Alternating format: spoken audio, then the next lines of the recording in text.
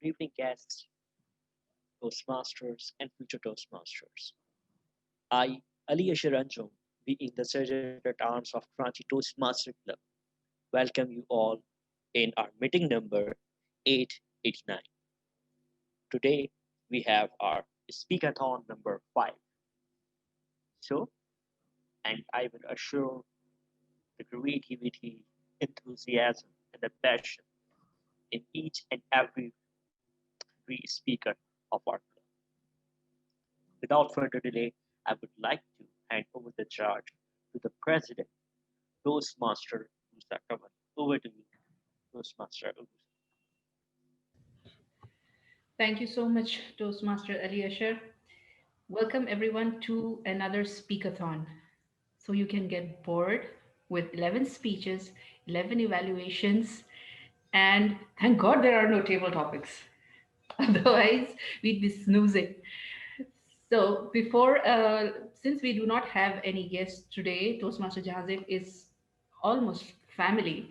So let's move on. Toastmaster DTM Tala, do we have a business section today? We can't hear you.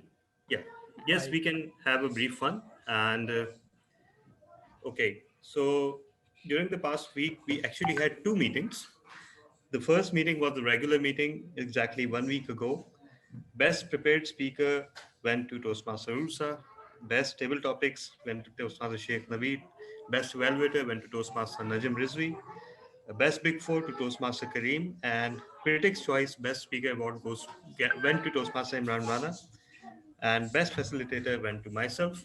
It was a special themed meeting, and the highlight was that it was a lot of fun. The theme was carried beautifully by the meeting facilitators. We also had 2 or 3 level completions, and then we had a special meeting, a combined meeting on Sunday with Mount Meru Toastmasters Club in Africa. So, other than that, so far there are no significant decisions taken place by the XCOM during the week. So, there's nothing to report. Over to you, Madam President.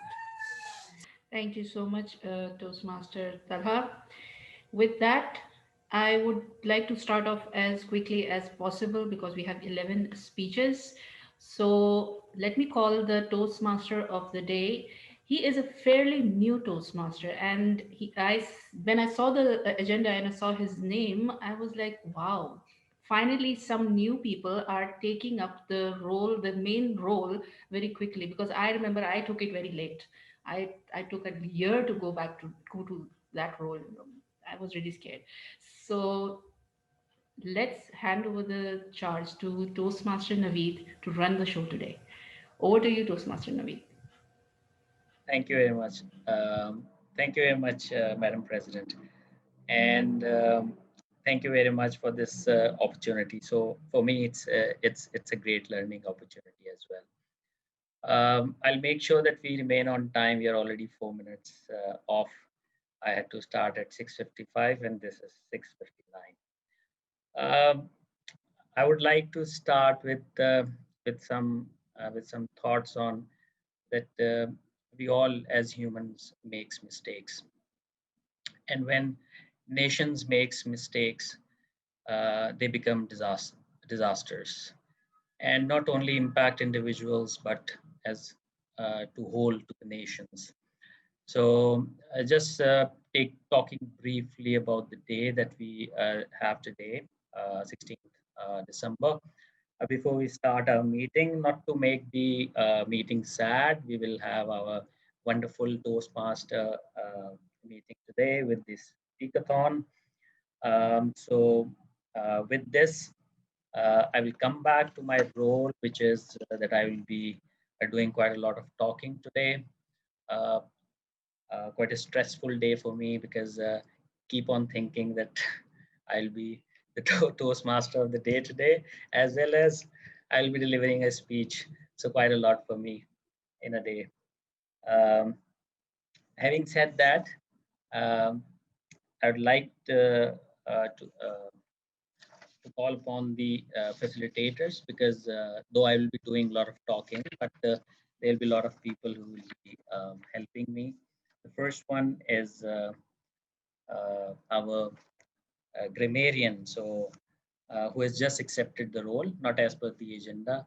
So, Mr. Grammarian, Mr. TM Latif, can you please introduce yourself and your role? TM Latif. Yeah, just 1 second. Sorry.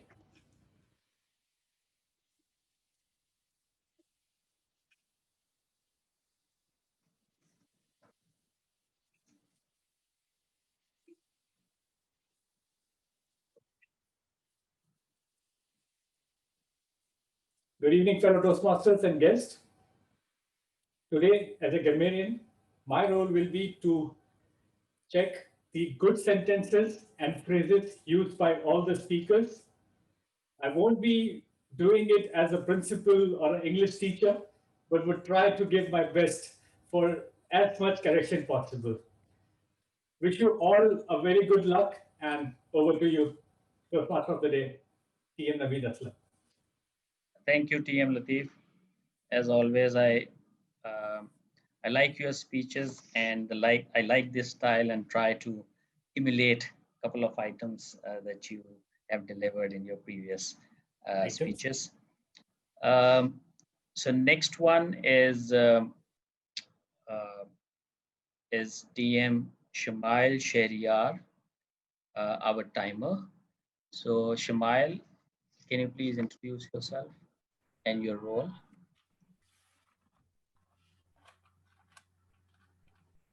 Once again, uh, first of all, my name is Shamil Sharia. My apologies. Okay, it's okay. Okay. Fellow Toastmasters and guests, today my role as timer would be to make sure that speakers remain within their time limit. Therefore, I would be timing the prepared speeches and also I would be just timing the prepared speeches. So at the minimum time, I will turn on the green light. Then on the halfway in between the minimum and maximum time, I'll turn on the yellow light. And at the maximum time, I'll turn on the red light so the speaker would know that they have only 30 seconds. Over to you, TM Naveed Aslam.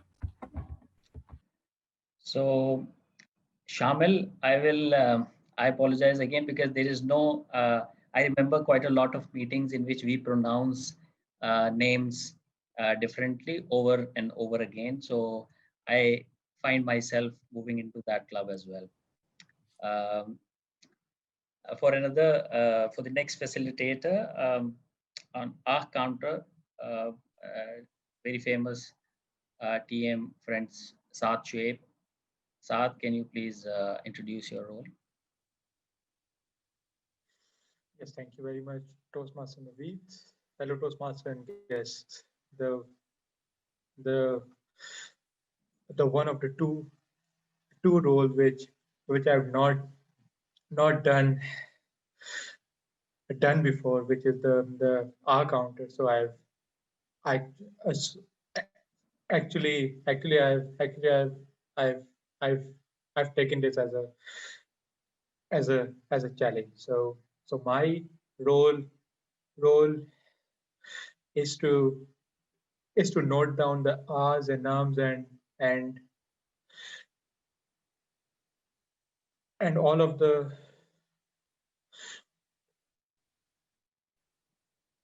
un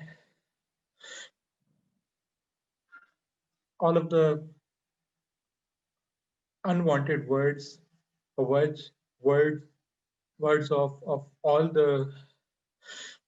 the speakers, and I'll be presenting my report at the end of the meeting. Over to you. Thank you, TM Saad. Uh, Moving to the vote counter, so may I request DTM Talha bin Hamid to please explain your role. Thank you so much, Toastmaster of the Day. You'll be asked to vote twice during today's meeting because there are no table topics. You'll be asked to vote for the best speaker, and you'll be asked to vote for, sorry, thrice, I was wrong. You'll be asked to vote for the best speaker, you'll be asked to vote for the best evaluator, and you'll be asked to vote for the best big two. Today, the interesting part is that in both the votings, the awards will be given to top three rather than just the top speaker, because that's a tradition with speakathons. I'll be floating a digital poll via Zoom after confirming with the timer whether everyone had qualified, and you will be asked to vote. As the vote counter, I cannot vote myself unless there's a tie. Uh, that's my role. Over to you, Toastmaster of the day. Thank you very much. We have Toastmaster Talab bin Hamid. Uh, what whatever meetings that I have attended, I've found it very it's pretty competitive most of the time, that when there is a vote and we have to pick the best speaker from it. So it's very merit based, and I have found that the speakers who made to the podium, especially few ones who always make it, are really the ones who are good at what they do. So the next one is listener. Uh, can I ask Madam President to introduce the role? Thank you, Toastmaster of the evening. My role as the listener is to listen for all the phrases, listen to all your speeches basically, and to pick out phrases and write them down. And in the end, I will be taking a small test and figuring out or listening to what you have to say about those phrases. So over to you, Toastmaster of the evening. Thank you very much. When we talk about tests and exams, it already uh, activate the stress hormone. So that's what you have done just now. So without any further delay, we are already 3 minutes late. I would like to. We have 11 speakers today. The first one is RTM Jahanzeb Shah, evaluated by TM Rusa Kawal. So can you please explain, Team Rusa Kawal, can you please explain the project and the speech that has to be given by TM Jahanzeb Shah? Toastmaster Jahanzeb Shah is giving his project from persuasive influence, evaluation and feedback, speech one, I guess. And the topic of his speech is We Are What We Eat. The time duration is 5 to 7 minutes. The objective of his speech is to give a speech and receive feedback on that speech. So everyone knows Toastmaster Jahanzeb is the president of Storytellers Toastmasters Club, and he's a frequent visitor to our club also. So over to you, Toastmaster Jahanzeb. Okay. Good evening, fellow Toastmasters. Um, there is a scenario. All the Toastmasters, I need your imagination. I need you to imagine something. There is a scenario where we are doing business together, like you and me. We both are doing business together. And at the end of the business, we come to a point then when I say that I'll take on 80% of the earnings because I am a better Toastmaster, I'm a better speaker, or so and so reasons. So that brings both of us to two scenarios. Like there can be only two options after this unfair offer. Either you accept that unfair offer and you go home with 20% at least. So that is the thing which you would think. And the other thing could be you will punch me on the face and you would say that it's an unfair offer. So fellow Toastmasters, you would be surprised to know that your response will largely be dependent on what did you eat in your last meal. It is a really surprising thing, which science is proving today, that the diet is impacting our thinking patterns and mood behaviors. We are what we eat. It is true that we are surrounded by junk foods, we are surrounded by fatty foods, sugary drinks, and so many unhealthy foods. But we know that these foods do bad with our bodies. These foods make us fat, obese, and very unhealthy. These foods cause us cancer, heart problems, and so diseases. But we have, we have been resisting this urge. We have been, we have not been listening to our doctors. But maybe if we tell you, the is telling us that it is also impacting our brains as well. The fatty foods and the unhealthy diet patterns are shrinking our brains. And that is something which everyone should consider now, because it is something which is beyond our imaginations these days. Diets which are high in fat and sugar, they reduce the brain size and they impact the parts of the brains which are very crucial for the memory and recall. And it all starts in the beginning, well before our births. How did, it is the time when our brains are, get developed. And it is dependent, the development is solely dependent on the choices of the expectant mothers.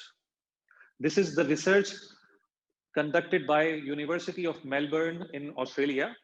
So the professor Felice Jacka, she is the one who conducted this research, and it was widely acclaimed.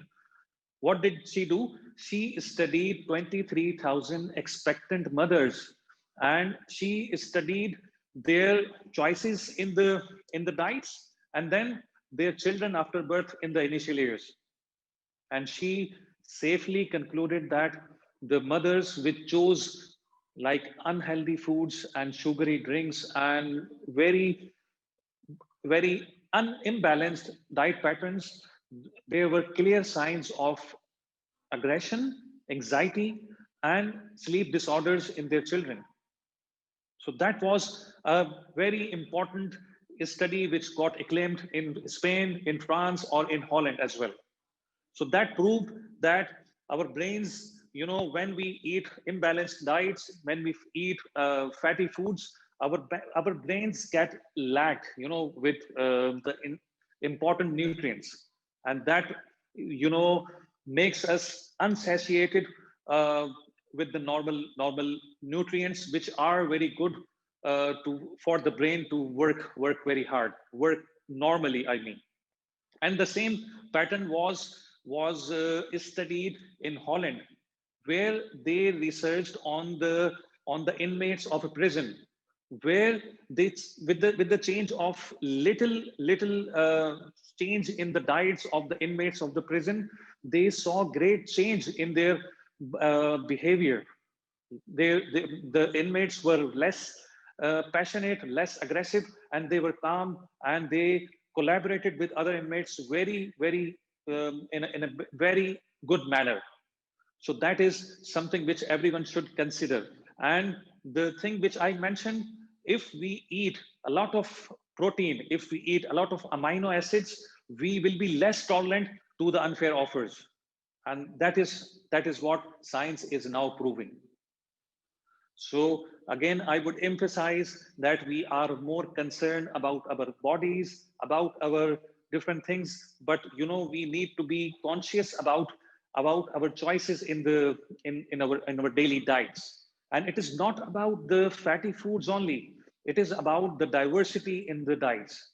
Diversity means we need to make sure that we are adding all the portions in our diets, be it vegetables, be it fruits and legumes and nuts or anything else, because there are certain nutrients which the body cannot produce itself, like the omega-3. So it is very important that we need to diversify our diets, and with that we would be able to improve and strengthen our microbiomes. And microbiomes would help our brain to work faster, would help to eat the the dead neurons, and they would help to generate new neurons. So that is the thing which we all should consider for our well-being, for our normal working, and in order to be up on our daily routine. So we all should consider, we all should be mindful about what we are eating and what we are avoiding. So over to you, Toastmaster of the day.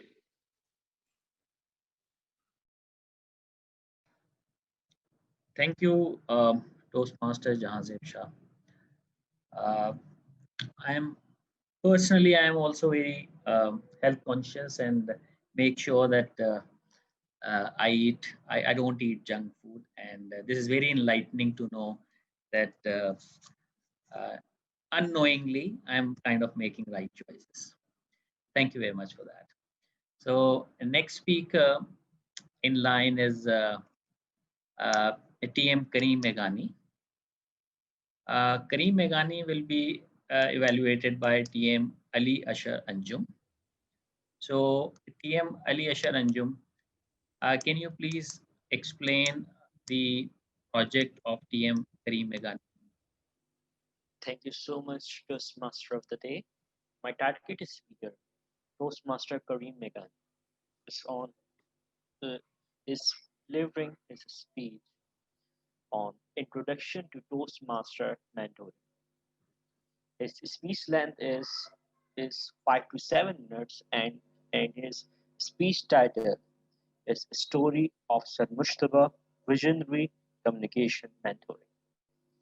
Purpose statements are: the purpose of this project is for the member to clarify, to clearly define how Toastmaster envision mentoring. Moreover, this speech is for the member to share some aspects of a previous experience as a prodigy. So, over to you, Toastmaster Kareem Meghani. Best of luck for your speech. I'm audible? Yes, you are. Yes. ए वतन प्यारे वतन, ए वतन प्यारे वतन, पाक वतन, पाक वतन, ए मेरे प्यारे वतन. Ladies and gentlemen, Toastmaster of the day and friend guest, it's not a singing contest. Why I sing this patriotic song in the beginning of my speech? This was the song which I sang when I was a 9th grader. And there is a story behind it, that how I sang this song particularly. So in the 9th grade, there was a competition announced in our school. And when the competition announced, the teacher came to all the classes and looking for some good singers. So they asked singers to come forward and sing something. I felt that, I can sing. I said, okay, let's try. And I tried. Sir Mushtaba was in the class. He was a very, he was a fearsome person. We were really scared from him because he was our art teacher basically. And he taught us how to draw good paintings. And when he comes to the class, we need to be disciplined because he have a steel ruler in his hand and he can make us cry. I was scared, but Sir Mushtaba said, okay, Kareem, if you want to sing, come in front of the class and sing. I went and I sang this song. Okay, you are selected. Come this morning, you will be in the group singing with 6 other boys. Okay, sir. I will come for the singing competition. First time in my life, by the way. Okay, I'm practicing. Every day we are singing a song. Hum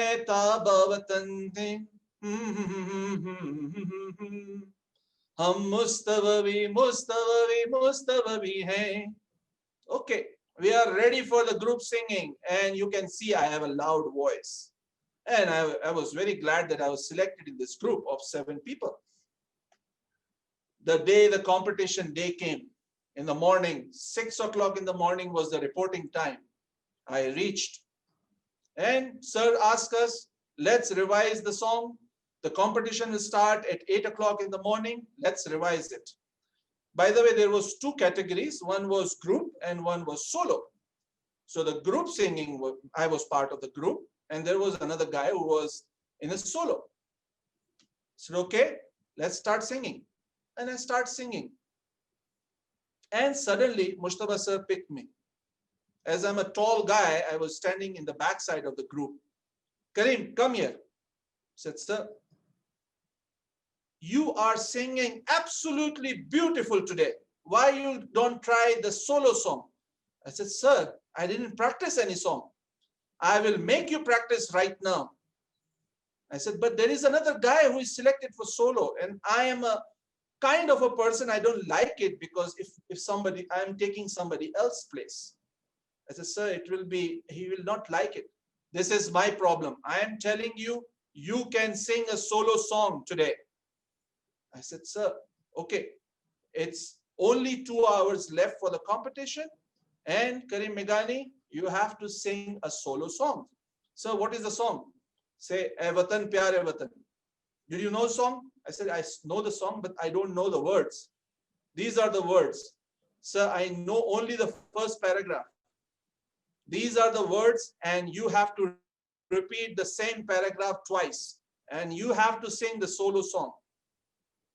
Okay, on the stage, I went to the stage at 8 o'clock. I practiced with Sir Mushtaba. He's telling me, you are absolutely yours. Your voice is amazing. The other poor guy, I told him, I'm really sorry. His name was Nadir. I said, Nadir, I'm really sorry I take your place. Said, no, Nadir said, no problem. Sir trusted you. It's okay. I will be in part of the group. I'm fine. I said, okay. And I went to the competition. I went to the stage. It was the Inter Al Khan 3 school competition, and I sang "Ae Watan Pyare Watan." Toastmasters, what happened? I win that competition. You believe it? If you don't believe, see this picture.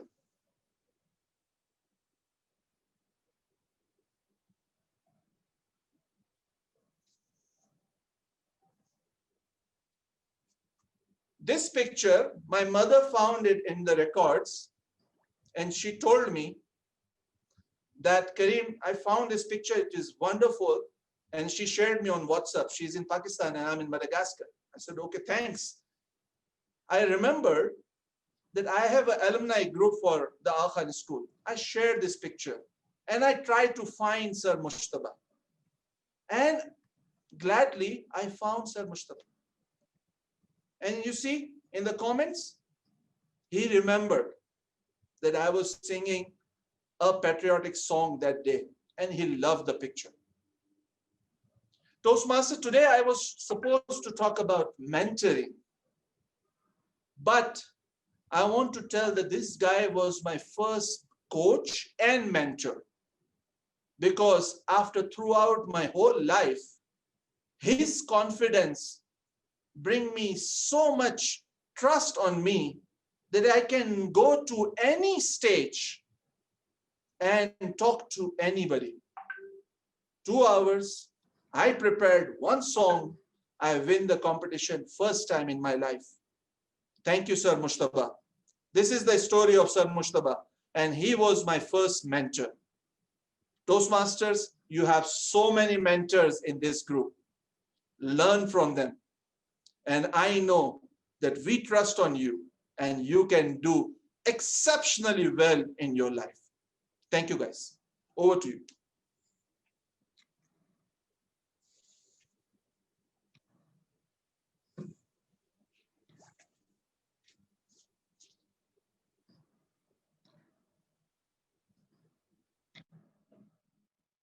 Thank you very much, Kareem, TM Kareem. Wonderful, amazing. And a couple of, I think most of us may relate their experience with what you have just narrated. Not in the, and our teachers and our mentors at the early stage makes a lot of difference in the kind of people that we are in our when we become adults and start our practical life. And this is a story that is very inspiring. So congratulations to you. That's Mushtaba was there to support you and give you confidence for the rest of your life. So um, moving to the third speaker, a banker, fellow banker, TM Gulam Kader. He will be evaluated by a TM Shamam Khan. So TM Shamam Khan, can you please explain the project that TM Gulam Kader will be delivering today? Yes, thank you, Toastmaster Naveed Islam. Toastmaster Ghulam Qadir is going to, am I audible? Yes, very clear. Okay.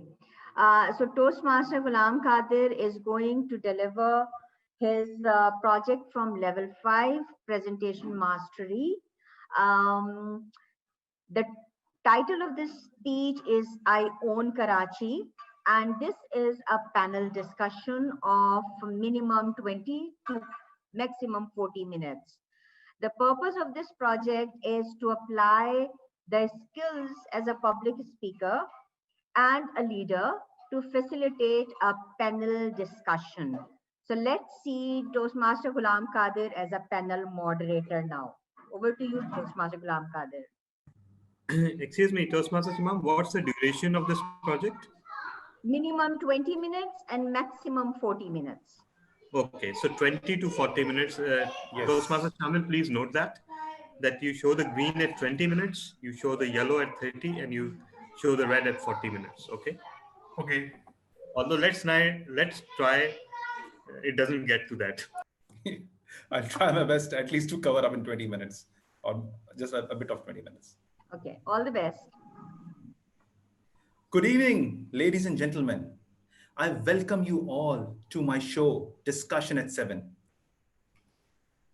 Karachi is the largest city in Pakistan and the 12th largest city in the world.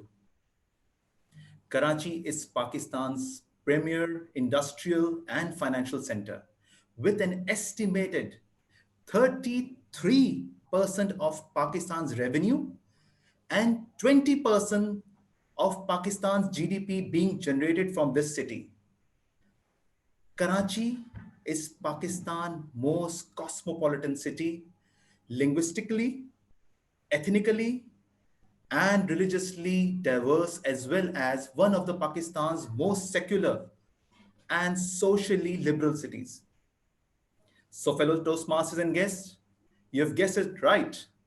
The topic of today's discussion is about Karachi. I own Karachi. Let me introduce my panelist for today. My first panelist is a chartered accountant by profession. He's a Toastmaster since 2016. He is living in Karachi since 1995. He's none other than the distinguished Toastmaster Talha bin Hamid. Please put your hands together for distinguished Toastmaster Talha bin Hamid. My second panelist is a Toastmaster since 2016. She served KTC as VP PR, then VP Education, now the president of KTC and area director of Area 1.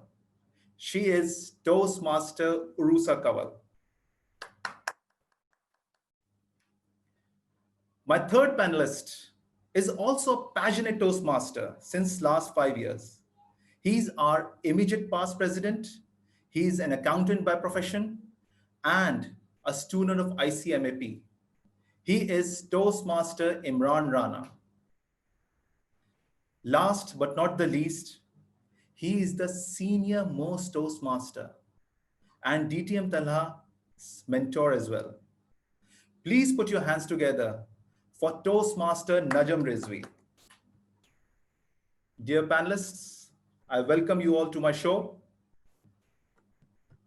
Let me start the discussion from the person who has started living in the city since 1995. DTM Talha, how did you find this city as? You have been living in the city since last 25 years. Okay. So to me, Karachi has always been an enigma. I don't think anyone can define this city. It's the most challenging city to define. It's one of the largest cities in the world, and yet, when you get up on a high rise and look down, you cannot identify any feature of the city. It's a uniform spread.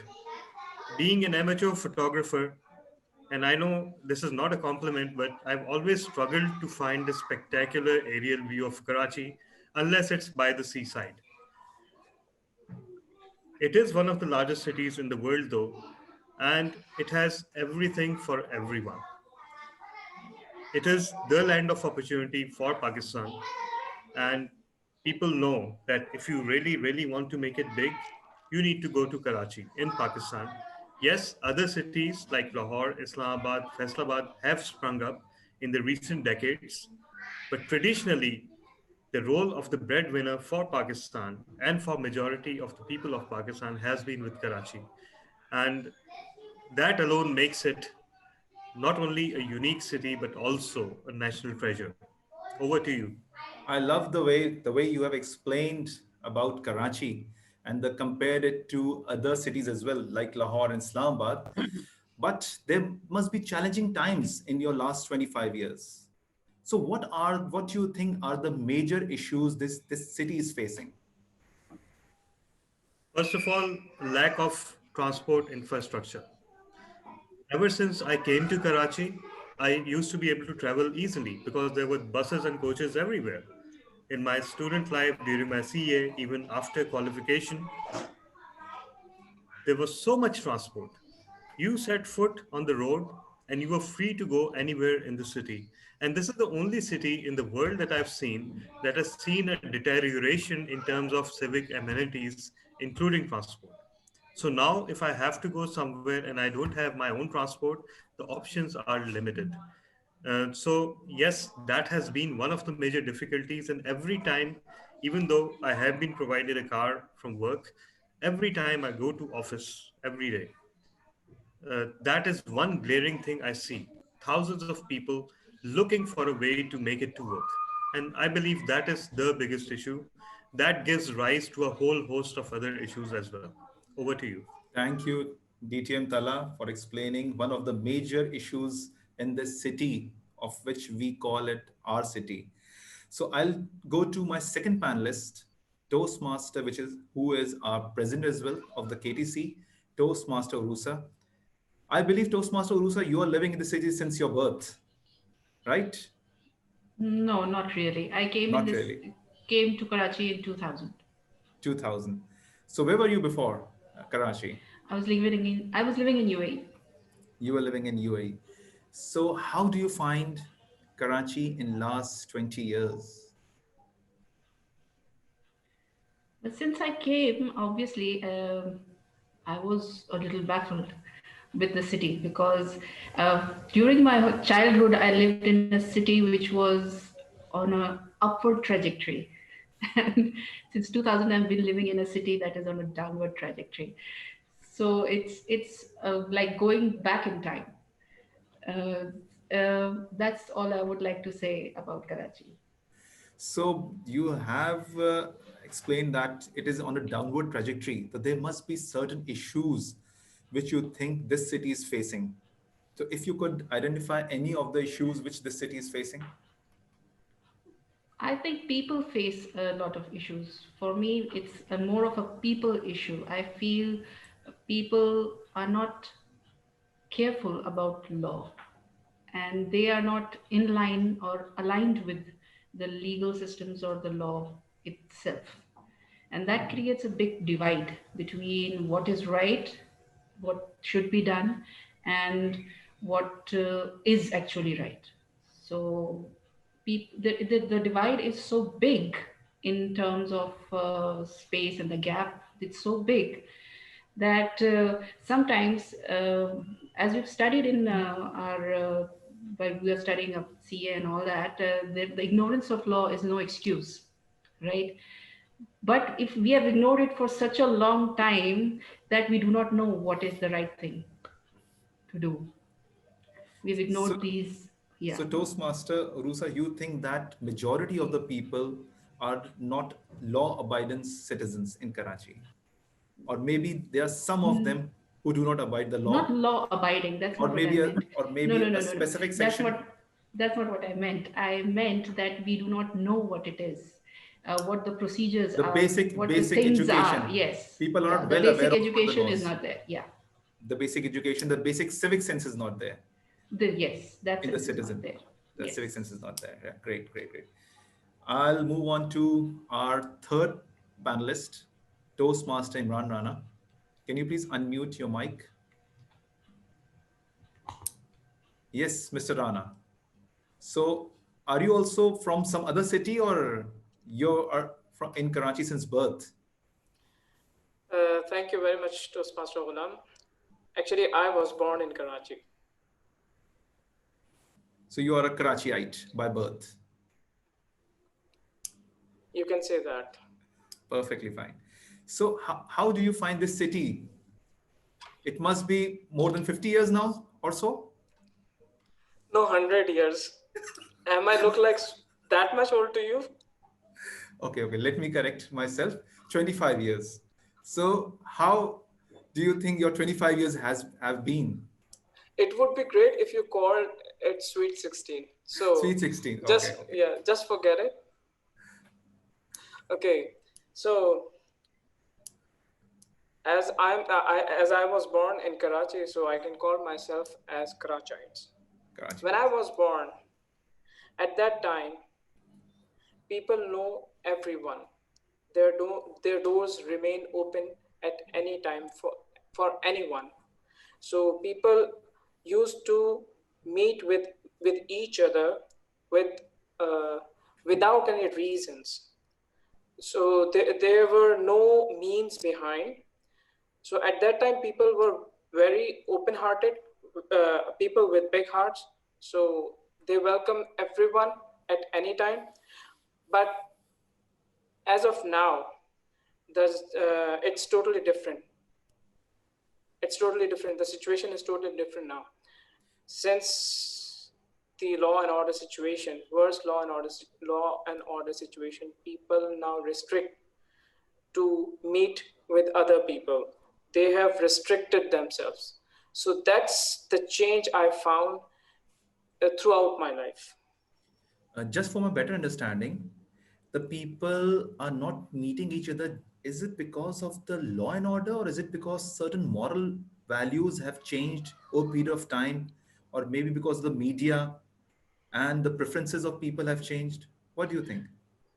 I think it's mainly because of law and order situation, because now uh, you cannot you cannot pass your time throughout the night. You cannot stay outside from your home, as mobile snatching and killing, target killing. So these are the main issues. That's why people have restricted themselves to within themselves. So they are now very restricted to everyone. Means they are restricted to themselves. Okay, thank you, Toastmaster Imran Rana. I'll move on to my fourth panelist, the senior most Toastmaster Najam Rizvi. Sir, how are you? I'm fine, thank you. Great. It's always pleasure to talk to you. Uh, I'll put the same question to you. And in one of your speeches, I've heard that you were living in some other country and some other city before you came to Karachi. So your childhood was spent in some other country. Correct me if I'm wrong. Actually, I've been living in a number of countries. I was born in Sudan, which is in Africa. And then, as my father was in the foreign service, we traveled a lot. From Sudan, we came back to Pakistan. Then, after about, I think, 4 or 5 years, So, we left for USA and, Philippines, Sri Lanka. I've been living in 4 countries at least for a very long period. so you're the best person to compare city by city, city vis-a-vis city. So how did you find Karachi? And since how long you have been living in the city? Actually, I've first I came to Karachi as a somebody who could recall things in 72. This was after the war. So it was a very depressed city. That entire country was depressed at that time. But even then, some things were very different from the other cities that I've been living in. Like I was astonished when I saw people riding motorcycles on the footpath. That's something very shocking, in fact. So this was something which was probably, and this is 72. So this is something which I think the civic sense had not probably developed fully. And since probably the 80 things have gone downwards. So this is basically, as Toastmaster Talha also said, it is a very baffling city. Whether it can really be called a city, that would be another debate. Is it really a proper city? Because it lacks many of the things that a city should have. And I think the most important thing is that in any sort of system in any country in the world, whether it's a communist country, it's a socialist country, it's a capitalist country, generally the administrative control of areas are given to the people who live in that area. And I'm not talking about Karachi as a city. I would be talking about maybe the district level or even below the district level. You know, and that thing is totally missing in Karachi. And that's why we haven't been able to develop a culture of a city. So that's my take on Perfectly, Karachi. perfectly fine, perfectly fine. Very good point highlighted by Toastmaster Najam, that the administration of the city should be run by the people who are actually living in the city. So perfectly fine. So let me just sum up the first question as to the answer which I've got is that this city has got a infrastructure, transportation issue, there is a law and order issue, people have less civic sense, and of course the administration. So I'll go back once again to DTM Talha as to all these issues which my elite panelists have listed down. What do you think should be the solution, and how we can resolve these issues? First of all, yes, a solution to all these issues was hinted at by earliest panelists as well. First of all, the administration of the city should be run by people who own the city. Mainly, they should be living in the city, their children should be studying here, and so that is very, very important. Secondly, and that is, I believe, much more important, think about the cultural landscape of Karachi.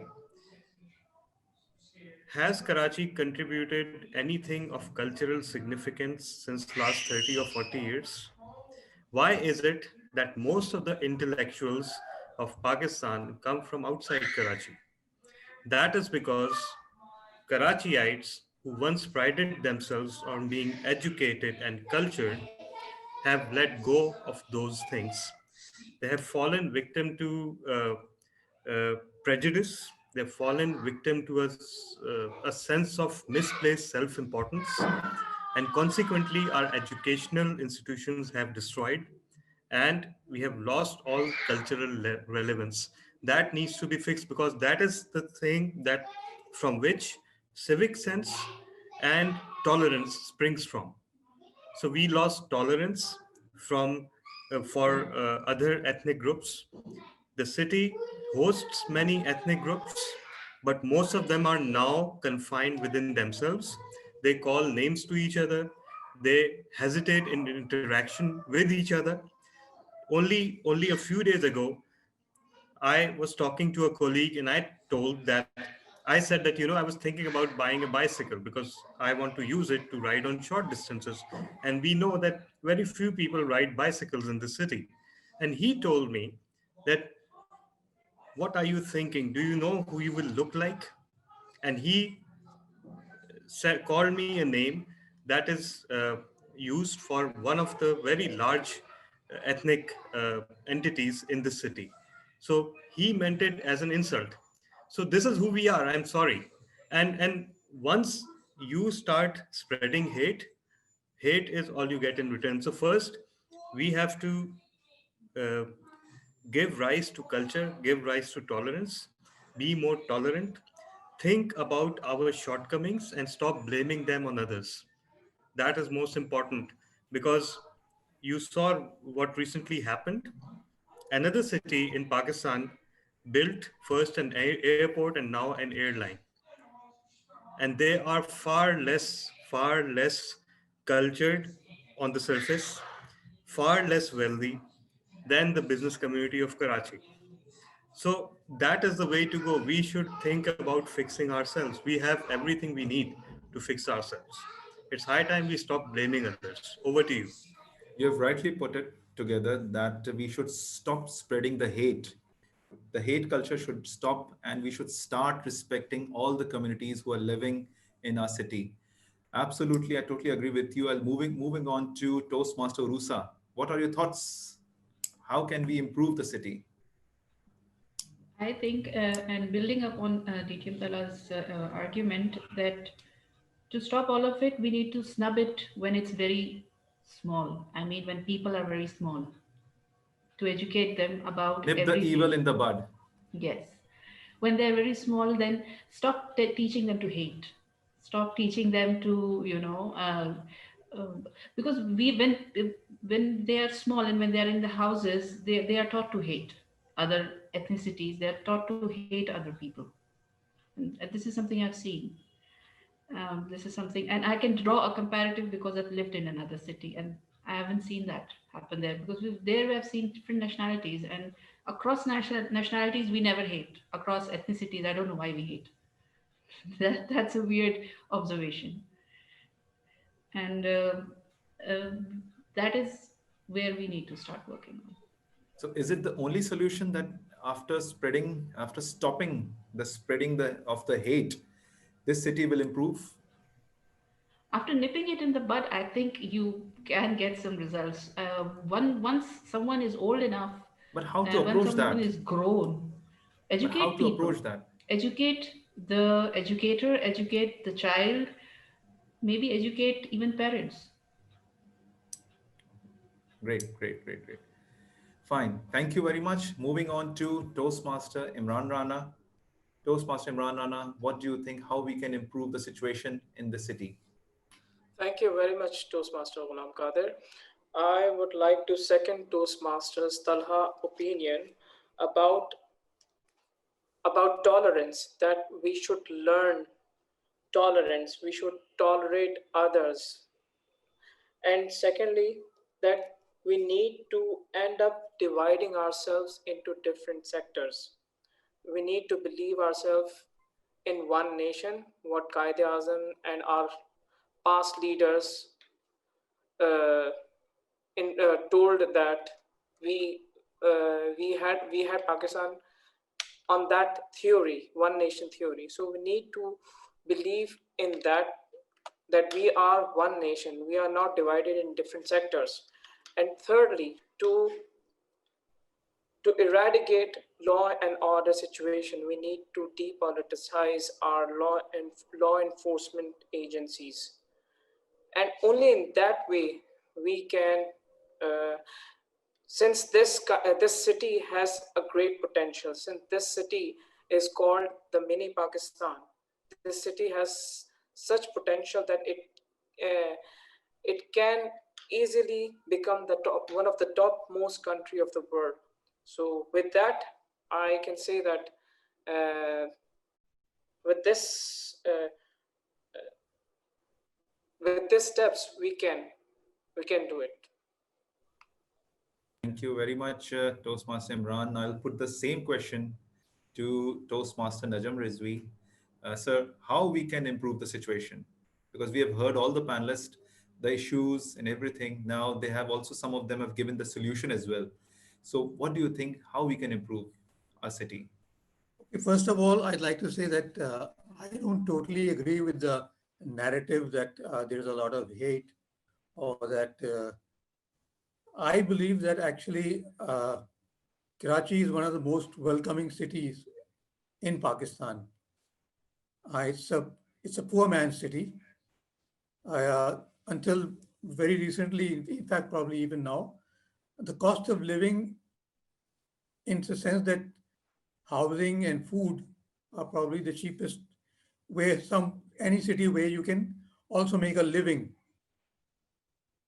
As as far as hate is concerned, that is basically a reactionary uh, behavior or attitude. So my quick solution would be first to do, actually the deterioration has been like going on for the last 40 years because of neglect. Uh, the people who were running the country, who had the powers, couldn't understand what a city can contribute to the country's economy overall. For political reasons or ethnic reasons, they wanted to promote or develop other cities, give them priority without realizing some of the issues. Like, I know that in Punjab, they used up a lot of agricultural land, which is very valuable for agriculture, for industries. They've also set up power plants based on coal and oil, which are very polluting. And if you look at the environment, a city like Karachi is surrounded by barren land, which would be much better for industrialization rather than using agricultural land. Karachi also has a sea breeze and much more wind velocities than the plains of Punjab. And because of that, pollution gets dissipated much faster in a city like Karachi than it would be in Punjab. Now, I'm not saying that you should set up polluting industries in Karachi, but if you had to choose, Karachi would be a better option. But then the policymakers, they decided, no, we wanted to develop these things in Punjab or other places. So these things were done on a political basis or ethnic basis. And this was a reaction, the hate, if people feel that it is a hate.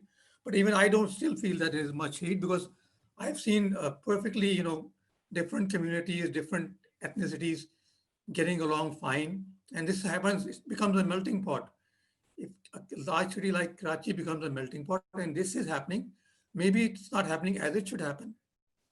So my solution would be basically that the political control and administrative control should be with the people. And I'm also would like to say that there's no accurate census available. We don't even know who's living here, which community is living here. We just assume that this is a majority, which may be wrong. I probably feel that it's wrong now. If we do have a census, we probably might find out that there are 2 or 3 communities which are just about the same number. But as long as they live here and they own this place, they should be the ones who will run the city. So that's my solution. I think that's at the top, the top of the pyramid. You have to start there, and then you can come down, and the other problems will solve themselves. The infrastructure, the law and order, these things will resolve themselves if you have at the top somebody who really owns the place and who wants to run it properly. So those are my views.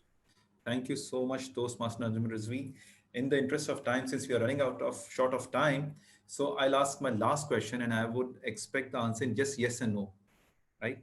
So, to all my 4 elite panelists, one fine day, you get a call from the President of the United States of America.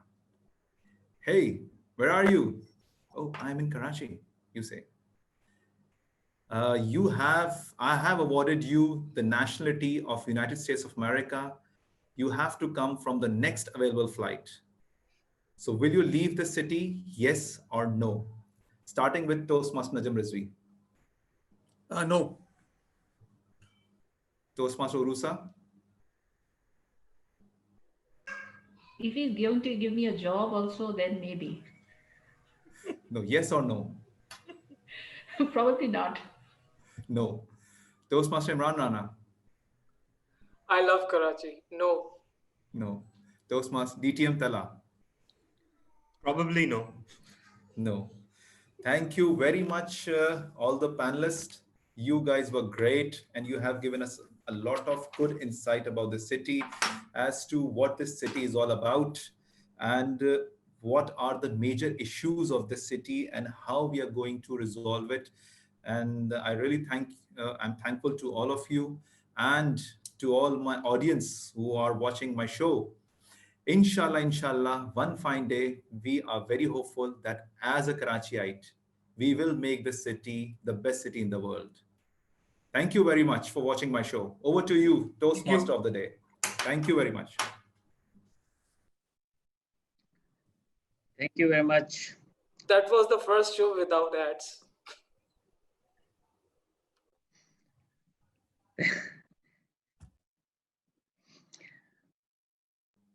Uh, I can sing a jingle for you if you want an ad in between. So thank you very much, and a very engaging and enlightening discussion about ownership of Karachi. Um, so since sorry, we have to move to the next speaker, which is TM Azhar. TM Azhar will be evaluated by TM Syed Najam Rizvi. Yes. So TM Syed Najam Rizvi, can you please explain the speech for Mr. TM Azhar? TM Azhar will be giving his icebreaker. The icebreaker is the first speech of the track, and basically the purpose is for TM Azhar to introduce himself to the audience so we know him better. And his time is 4 to 6 minutes. Over to you, TM Azhar. Now start. Right. Assalamu everyone. This is my first speech in the Toastmaster. So if I'll say any mistakes, so please encourage me. Okay. So now I'm introducing myself. My name is Mohammad Azhar Khan. I live in Karachi.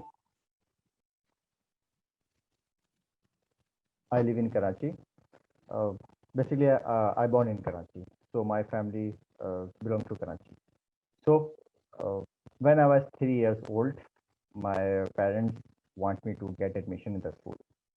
I told my father, I said, I'll, uh, I will, I will study in this school, which will have uh, cradles and playground and this kind of. Then I will join. My father at the time very difficult for my father this task because everyone didn't have the cradles and playground at that time when I was 3 years old. So my one day my father searched one school and he enrolled me. I uh, joined class in school all time, but lots of time I spent time around the playground, not in the class. Basically, I didn't have much interest in education. This is my what should I say? Basically, I'm very naughty boy. So all time, all my teachers beat me. I was like punching bag of my teachers because I'm very naughty boy. All time say any jokes and discuss X Y Z thing. I was very talkative person. I discuss every point except education. KG1 to matric. This is my very strange my life in especially in education. So once my mother came in school and she asked me where's my son. So my teacher told her he is in the class. My mother shocked why he's standing in the playground. My teacher said no, he's playing in the ground. Why? Because he didn't have interest in the class, that's why he spent time in the playground. So all time I uh, I faced the many worst situation of my uh, these kind of activities because but I don't know why, but I did all time these kind of situation, all kind of activities. So uh, after completing my matric, my teacher, especially my principal, was very happy for me and my friend because of not a complete matric because of he got it for me and my friends, from me and my friends. So when after that we joined the college, this very strange situation because everything has been changed in my life. So now then we joined the me and my friends joined the college. So that is very difficult task me. I think I remember 2 and 3 times I failed in the intermediate. After that, I realized I should not continue the education. I should leave. One one day, I told my parents, "Now stop my education. Just I'm a worker. I start working, and then that's it. Enough." My parents said, "Okay, it's up to you." But after a few months, I realized, no, that was not a good decision. Again, I enrolled in the intermediate, and then after that, I cleared my intermediate. After that, I joined graduation. I took admission in the graduation. As usual, I failed 2 and 3 times, not a one time. But after 2 and 3 years, after a long time, I cleared my graduation from you. Not United Kingdom, UK, East of Canada. So I cleared my graduation. After that, I took admission in the masters. It's not big task for me. As usual, I failed again and again, 2 and 3, 4 times. After that, I cleared a master. It's not, what should I say? This is my reality, real life. Because I didn't have interest in education, but I'm reading because my mother said, you should not leave the education. Just continue your education. So meanwhile, I was doing job, but it was very great time for me, and no one can imagine. I took admission in advertising marketing agency. I was creative manager. I lead the 12 to 13 people, but I was good in my job, except my education, because it is my problem since my childhood. But I was designer, so I was doing job very well, and everything is good. After graduation, my parents, especially because my father passed away, so only my mother said, "You should get married." That is very good news for me. Okay, yeah, this is good thing. I should get married, but I don't know what's happening because I never read any book of family life now, especially Azdawaji Zindagi life and after Sasural and Mekawali life. I didn't read any book. And no one suggests me, no my teacher, no my art director, no my creative director, anyone no suggests me you should leave and you should search this kind of notes on the Google and anything. And nobody shared the happy life, yeah, after life. My friend, my friend Swell said, told me, Azhar, after marriage, your loyalty and your responsibility will be increased. Okay, that's great. Then you will have become man. Now you're a boy. You don't have right now responsibility. I told him, no, I have a very many responsibility. But he said, no, you should get married. After that, I got married. Uh, I'm speechless right now, but everything is good. So because of marriage life, I don't know what's happening because day by day I face the very worst situation, all kind of, because if you are the married person, you get my point. Bachelors can't understand what I'm saying. So, but every married people get my point. Okay. Let me my share before marriage life. Normally, just I failed in education. So I failed in my love. But before marriage, many times I failed in my love story because I knew one thing. After 4 or 5 times I had failed, then get success. Now finally I have kids. Good marriage life. Normally I stand at the main door and of my house, and so that time should I pray outside or inside, I don't know, but I should pray. Anyway, nowadays I left many friends because of mostly friends use vulgar language and abuse of all time. Whenever I stop that, okay, you should not say this word. They said you can't bear the friendship. I don't know this type of friendship, but I left many people because of this loose connection. Anyway, this is my short story, and now Muhammad Khan, I'm recently I joined the Toastmasters. Now what happened? But okay, thank you. Allah.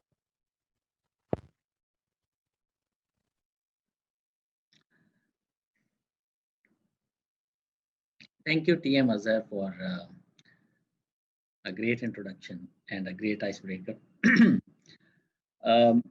So I would like to now let's move on to the next speaker, Saad Amin. Saad Actually, Amin. sorry, Toastmaster of the day. Saad Amin will not be speaking today. So you can move on to the next speaker, who is another Saad. Right. So moving to another Saad.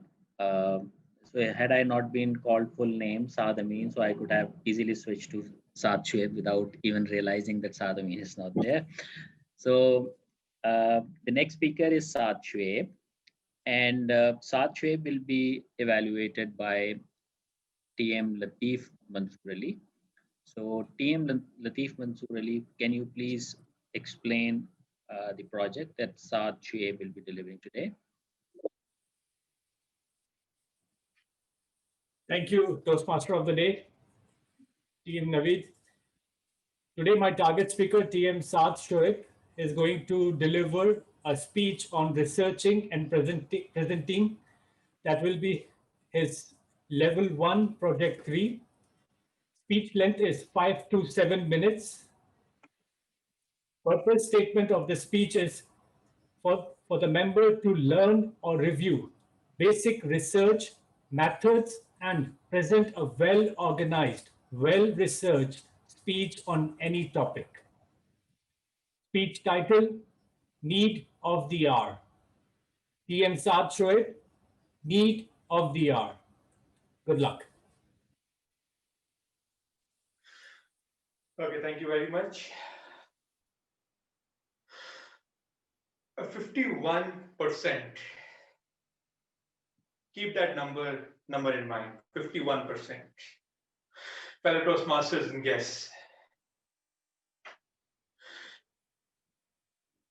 As I've said on previous occasions and previous times as well, in life you either adapt or you get left behind. Okay. So COVID-19, an unprecedented time. Before that, people were taking social media, digital media totally casually. Okay, you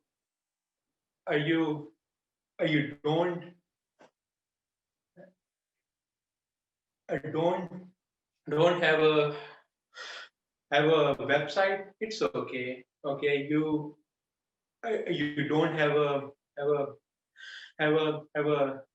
social media account. That's okay, but that's not okay, because COVID-19 has taught us that anything can happen at any time, and if you have a business, or you have an online presence about anything, and like you need to reach out to people. Digital media platforms are the most effective way to to do that. Why? Back again, 51%. 51% is the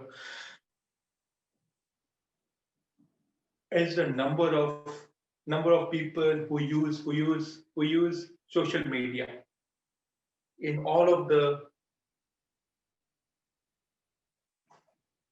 world. All of the 7 billion people, 51% of them use social media, and and overall 58% use the internet. That is social media and also the websites. So ever since this COVID came in back in back in back in November in in China. Back then up till now, the the number of people number of people using these platforms, websites and and and social media have increased to 1%. That is actually a very big number. 1% out of the out of the whole world's population. As the as the as the companies were struggling, companies were about to were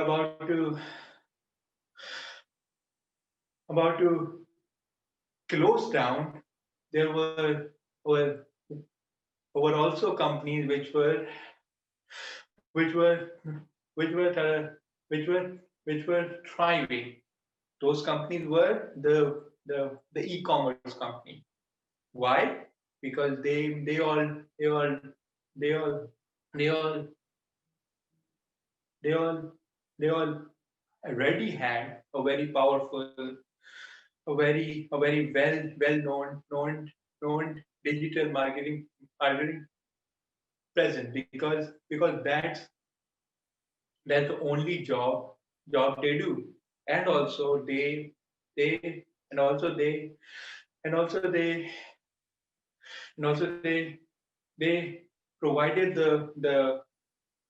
they they provided the services which would aid people in these times. So so these so so these companies were like this, because the only thing which which which which actually actually which is which is which is different between Amazon and a and a and an average e-commerce store is a thing called SEO, search engine optimization. A person or a person what a person sees on top of whenever they whenever they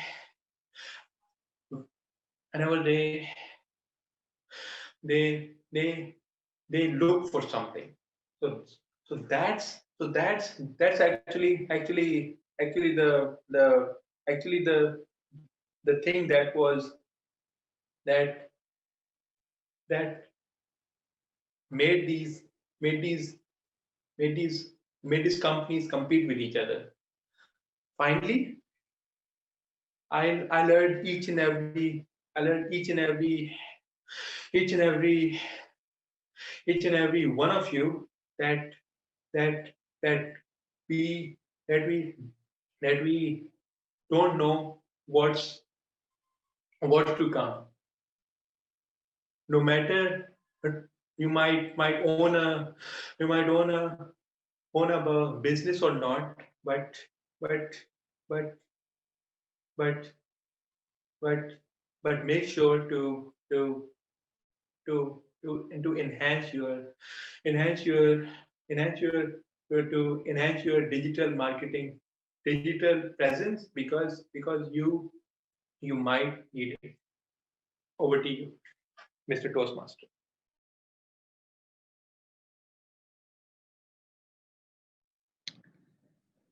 Thank you, Toastmaster Saad Shoaib. Next in the line is Toastmaster Naveed Aslam. Toastmaster Naveed Aslam will be evaluated by Toastmaster Ghulam Qadir. So, Toastmaster Ghulam Qadir, can you please explain the topic and the project that Team Naveed Aslam will be delivering? I'm getting myself ready. Let me just open up the agenda. Toastmaster Naveed will be presenting from the pathway Presentation Mastery Level 1, Researching and Presenting. The topic of the speech is Need of a Wolf. Sorry, the topic of the speech is Wolf. And the purpose statement of this project is for a member to learn or review basic research methods and present a well-organized, well-researched speech on any topic. I wish you good luck, Toastmaster Naveed Aslam. Thank you very much, TM Ghulam Qadir. Fellow Toastmasters, let me tell you the reason why I've chosen Wolf. A very simple one, though while I was watching that Turkish drama serial Atugal, I realized that there was a lot of references during their conversation to this mammal. While I had in my thought the bravery in terms of the animals are only attached to the lion or tiger, that makes me curious to understand more about this animal. And that's the reason I've picked this mammal as my topic for researching and presenting. I come to know that wolf is also a national animal of Turkey. So I focused my research on the behaviors and social characteristics of this animal.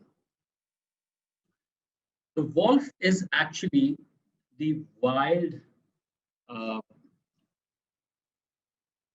member of the dog family. Almost all the dogs are the descendants of the wolf. This is not an endangered species and found in abundance in Russia and Canada. The largest of the species are found in central Canada and others in almost 70 countries in the world around every corner of the northern hemisphere. It's approximately 90 pounds of weight, approximate. The largest species are slightly taller, weightier, masser, and the smaller ones are very small. The largest one are found in Alaska, central Canada, and the smaller one are in Israel. Few species are also found in Pakistan, in Kirthar Range, in Gilgit-Baltistan, in Hangol National Park. They're very good swimmers. Their sense of smell is 100 to a million times more than humans. So that's about the basic facts. Their body length is about 3 to 5.2 feet. Coming on to the main point, which is the behavior and characteristic. So the first behavior is they are extremely social and they live in packs. So what is a pack?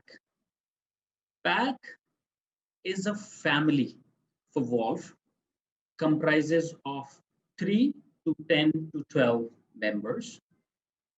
There is a very dominant family structure that wolves maintained, which is always led by a breeding male and a breeding female. The pack comprises of the offsprings of those breeding males and females. And one important point about wolves is they rarely form a polygamous relationship. Their area or pack is approximately around 80 to 2,000 square kilometers. And there is a very clear leadership within the pack, which is the dominant male.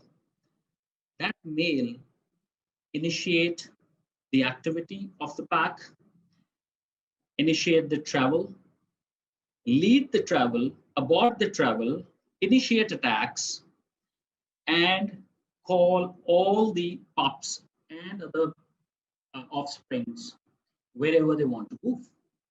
So there is a clear hierarchical dominance which is maintained within the pack. Whereas the females, they take care of the pups, and she also is very instrumental in defending the pups or the family members as and when there is an intruder or from other animals. Uh, there's a very dominant characteristic of wolves. They don't make their own dens. Sometimes, most of the times, they basically take over the dens of other animals, which is mostly coyotes. Everyone, every member of the pack actually takes care of the young ones. They teach them how to hunt. They make sure that they are well fed. And when they're grown up, they're allowed to leave the pack, making their own area, having their own packs. Coming to the second characteristic, they're highly territorial.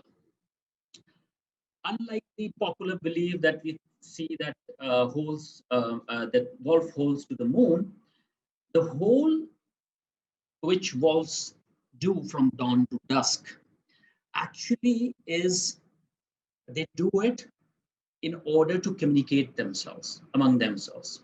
Whenever there is a disintegration or the male wolf want to call all of the family members, they hold.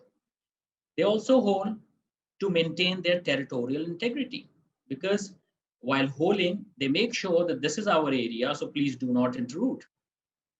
And that's what the holding is all about. We have seen in literature, in movies, there's a movie Jungle Book. You must have seen that a kid Mowgli who was raised by wolves, and we all are aware of that Red Riding Hood. So different cultures view wolves differently. In North American culture, it is basically a symbol of hunting prowess, bravery, whereas in the medieval European culture, it's basically attached to something really bad or something unfortunate. So while I was reading through Britannica, while I was going through Nat Geo, while I was going through the library of San Diego Zoo, in all the readings that I have done, I found this mammal as a very social, a very brave, and a very family-oriented animal, which for the whole of their life,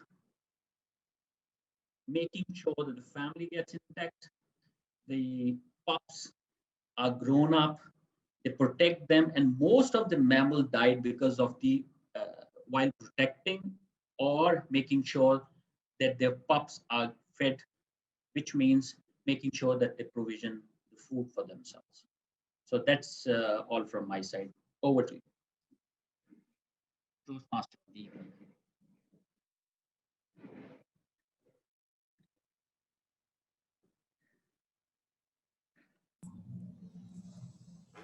So next on the line is no one else than TM Latif. TM Latif Mansoor Ali will be evaluated by DTM Talha bin Hamid. And so today at TM, Latif will be delivering the power of humor in an impromptu speech.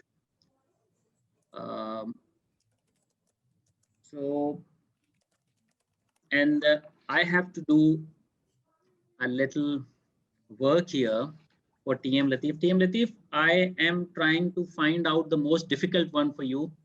So I'll take 2 hours to find the difficult one. And the first one is, your company has just announced a merger. You are asked to share a few words about benefit of the change. Over to you, Latif. DTM Tala, is it okay? Shall I proceed or wait? Yes, let me just take 30 seconds to just explain the project a bit. The purpose of this project is to sort of an impromptu speech. The speaker has to deliver 2 impromptu speeches from a list of topics that they've already given to the Toastmaster of the day. So yes, they know the broad range of the topics from which the topic will be assigned, but they won't know the exact topic that will be assigned. So this is basically the project, and Toastmaster Latif will be delivering 2 speeches of 2 to 3 minutes each. So essentially, 2 mini speeches, and the timing for each of the speech is 2 to 3 minutes. So over to you, Toastmaster Latif. Toastmaster of the day, do you want to change the topic or it's fine? No, I'll give you the chance of thinking that 30 seconds. So you, that's okay. You can move ahead. He's my mentee after all.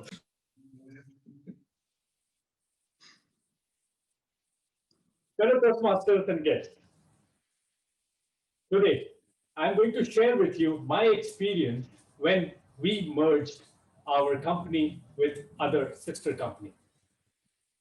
You will not believe, I, as a travel agent, was asking my colleagues to help my company to get into the merger. But they were somehow not accepting it because that industry where my company is going to merge was entirely different. Where we were supposed to have booking flights, private jets. Now we are going to book honeymoon packages and all sorts of restaurants and goodies which passengers like, which is from the sky to the land arrangements. But then I had to make them sure that they should have that confidence in it. So I gave them one small example, a short example. For example, which I said was, this life of ours is ready for everyone to accept. But it is good that we are not leaving our jobs. Yet we have to work a little extra because of this situation. But then how can we make double? So I encourage them that when someone asks to book a flight, give them something for their wife. And they did implement that. But the reaction from the passengers or reaction from our clients were weird. When we said, sir, if you're traveling, just take your wife with you. He was like, no, no, no, no. How can you take my wife with me? I'm going for my personal time. We were not meeting up the targets. So we decide to ask the ladies, maybe the ladies might be ready to take their kids with them. So when I asked them, ma'am, you can take with your kids with you. We have 50% offer on that. He said, do you think that we are going to take our kids with us for that just good time what we want to spend with my friends? So it was a trouble time for us. But then this merger helped us in a way that when we sell a destination, we had a land arrangement to sell with it. So yes, plus minus we were good, but then there were some real facts what we got to know about husband and wife like to travel separate. Over to you, Master of the day. Wonderful, TM Latif. So let me see how difficult the second one should be for you. So here it comes. You are surprised to be asked to give a short eulogy for a friend.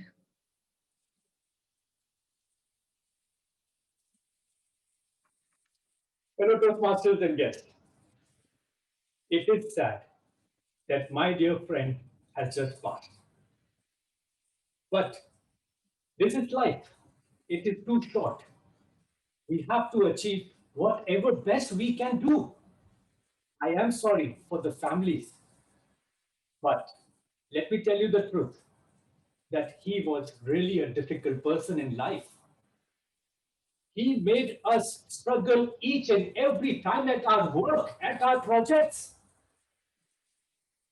So my friends, the loss of a person is a human being, and it's a nature. We always live and die. But then now you all have an opportunity to pray for his health, his place in heaven, and enjoy the growth of yourself. Because the one person who you were scared of is no more. Try and achieve, but please don't try to have another person in your life so that we again have to pray for him to die. Try to make sure that each and every effort of your company at your upbringing should be your betterment. You should not have another person who you pray that if he goes away, then only I will grow. This is what I have to say, and I still pray for his place in heaven. Thank you. Over to you. Thank you very much. And thank you very much, TM Latif Mansoor Ali. This is great. I can't even imagine for a eulogy that TM Mansoor Ali has just delivered. So next in the line is TM Wajahat. TM Wajahat will be evaluated by TM Saman Vase. TM Saman Vase, can you please explain the project for TM Vase, TM Wajahat?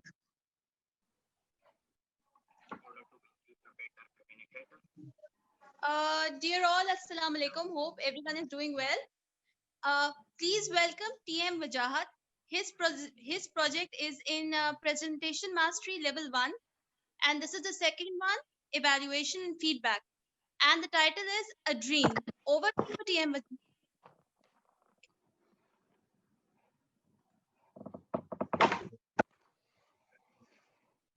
Should I start?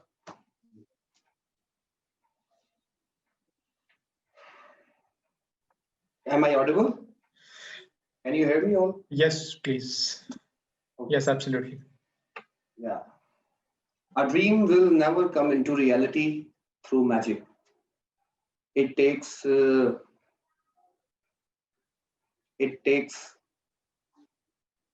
efforts, it takes sweats, determination, and hard work. Dear fellow Toastmaster, Assalamu alaikum. After a painstaking and overwhelming career of textile industry, I have decided to switch my career into car export business. It was a very tough decision that my parents has already done with all their savings, and now they are looking for the retaliation from their only son, which I am. And that was a very tough decision for me, but at last I started distributing visiting cards to all the showrooms and start selling cars locally. Fortunately, my company starts selling cars to overseas, and they are coordinating with the overseas clients. So that was very fortunate for me because I have got some kind of appropriate speaking and writing English skills. So they transferred me into the head office. That was a very good opportunity because my past experience was not suitable for my JD. So that's why I was so excited that now I am transferred into a proper call center, and now I am going to call overseas clients. Now I am sitting in the call center and start calling all African clients with a very hard accent to understand, and start and trying selling that thing which they don't want to purchase at all from my side. So that was a very tough job, but I was so determined. I was so motivated at that time. Just I will try my level best to achieve my targets because I have got very hardworking and painstaking past with me. So right now I was 100% focused on my JD. They assigned me the target of 3 hours calling and 120 approach per day. That I have to approach 120 clients per day and I have to make 3 hours calling. But I did 5 hours calling and I did approximately 500 clients a day. I did double effort. I did extreme effort. But for very strong, hardworking, extremely hardworking era of 2 months, I could not be able to achieve any sale. And client is just promising; they are not purchasing anything. I was sitting in the office and I just burst out of crying at that time at the very same time. But wait, it was a very interesting story that. Uh, First of all, let me explain one thing that I made the agreement with the office boy that you have to come on Saturday, Sunday because we are working in 12 hours shift. So they have to come on Saturday, Sunday and open my office and I am going to give him the lunch treat and give some money to him to just increase my customer approach and my calling.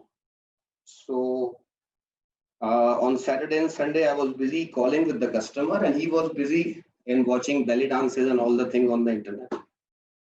So that was a very classy thing. But at very one day when I tried my level best to make 2 months, I tried my level best. I did extreme calling and extreme efforts, but I could not be able to get anything except promises and all the things. But I was sitting in the office alone at 12 a.m. I just thought that because I came in the office at the very same day at 9 o'clock in the morning and I was working approximately consecutively 15 hours in a day. And at 12 o'clock, I just took a break. I just relaxed my mind. I was thinking, I was eating something, but at the same time, observed that there is some kind of dust on the screen. So I just cleaned it with care and love. But at the same time, I burst out of crying in the office and I was crying, just crying like a child. But that crying, that emotion was so pure, was so clean. That emotion, I don't know what is the actual thing in that emotion, but defeat and frustration was never in that emotion. Time by time, slowly, I got the confidence. Slowly, I got the motivation. And slowly, everything is revealed in front of me that I can do my best. And with the God help, I increase my confidence and things are coming in bulk. Things are coming in good quantity. So that was the very painstaking and very hardworking story of mine. So after I did sale for 2 years only, and after 2 years, company transferred me into the overseas office, like multiple office because they are opening many offices all over the world, and they want me to train them. They want me to give them a proper working criteria, and they want me to teach them the sales because maybe I am weak in public speaking. Maybe I'm weak in, and maybe I have got some kind of deficiencies in me. But as far as the sales is concerned, I'm a pure salesperson. I'm a very focused salesperson. I know how to read the people. I know how to close the sale.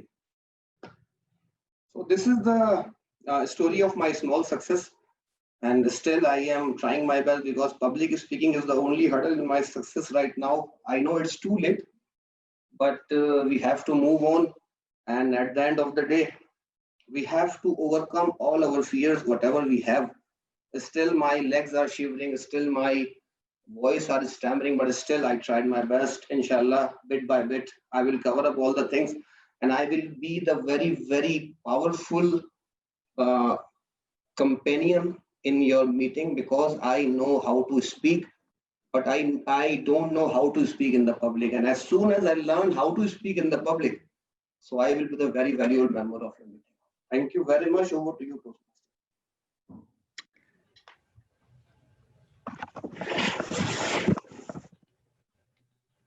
It was a wonderful speech, TM Wajahat. And there's Never too late. It's never too late. So out of the 11, so we Toastmaster are Naveed, short. I'd like to interrupt over Yeah. here. We received a special request since we are a little short on speakers. There's been a special request for an extempore speech, a little change in the agenda. Yep. So DTM Tala is going to be giving his speech motivation from motivational strategies, evaluation and feedback, speech 1. His title is Restart, and he will be giving his speech on spot right now. So timer, his time is 5 to 7 minutes. I will be his evaluator. Over to you, DTM Tala. Okay, so Madam President, what is the project? You are going to give your speech from evaluation and feedback. It's going to be the first speech. The objective is to give the speech and receive feedback. The title is Restart. Okay. So, okay. Fellow Toastmasters and guests, I hope you had a good night's sleep last night. How many of you had a good night's sleep? Can I ask? Just indicate on the screen via thumbs up or something like that.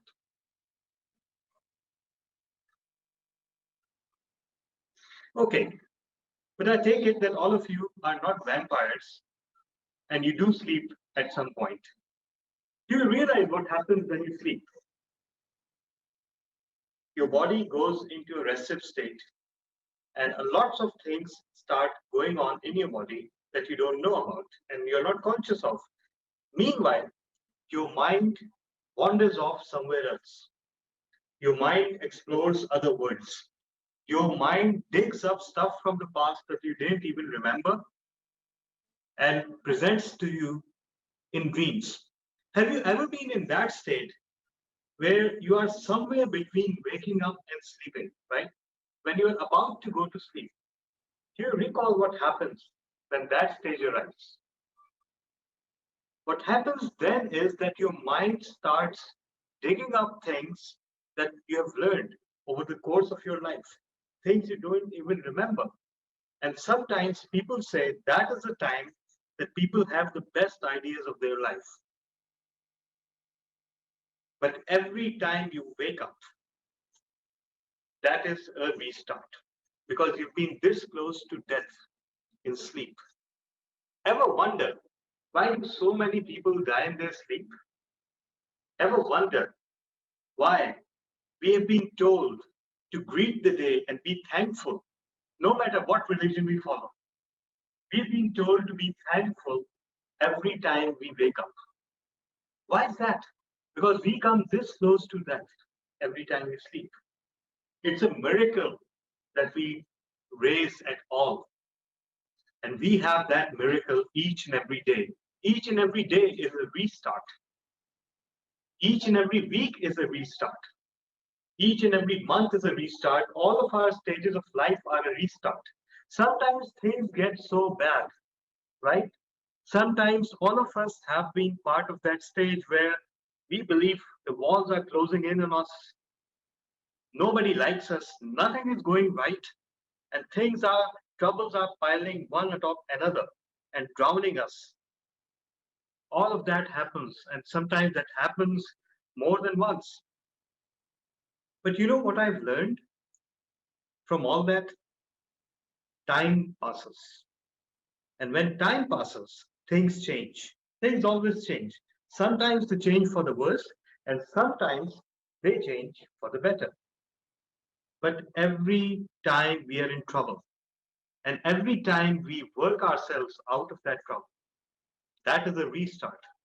Every time we get into a quarrel and we make up with that person, that is a restart. Every time we wake up, every time we leave a job and start something else, that is a restart. Every year is a restart. Every time we have a conversation with our children, that is a restart because they are the most forgiving lot on the planet. They will be intimidated. They will be scared. They will be scolded. They will be snubbed. They will feel insulted. They will feel outclassed by you in all things. And yet, they come to you again and again. They seek your guidance again and again. They don't write you off. How quick we are to write off other people. You know, don't talk to that man. That man is a total write off. He won't listen to you. Or maybe don't watch that movie or don't watch that show. That is a complete disaster. Or don't read that person. Don't read that newspaper. That is a tout of the government or the opposition. How quick are we to write the efforts of people? And yet, children, they give a chance to everyone every time. They give you a chance every day. They give their siblings a chance every day. They give their teachers a chance every day. People say children are quick to forget, but that's not the case. They never forget anything. Have you ever forgotten anything from your childhood? No. The only difference is you had the heart to forgive. You had the heart to keep those things behind and restart another day. And as we grow older, we gradually lose that capacity.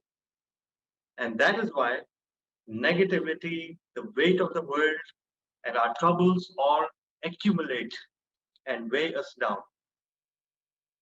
So, yes, every time we wake up, it's a restart. And guess what? Every time a person dies and a new baby is born, that is also a restart. That is a restart that God is providing to this world. That is a chance that nature is giving us. So, as long as that keeps happening, we have the chance to reset everything and restart because who doesn't know? Sometimes when our digital device hangs, what's the first thing to do? Turn off, push the power button, push it long enough, and forcibly restart it. Perhaps that's what we should do with ourselves every night. Over to you, Toastmaster of the Day. I would like to give a standing ovation.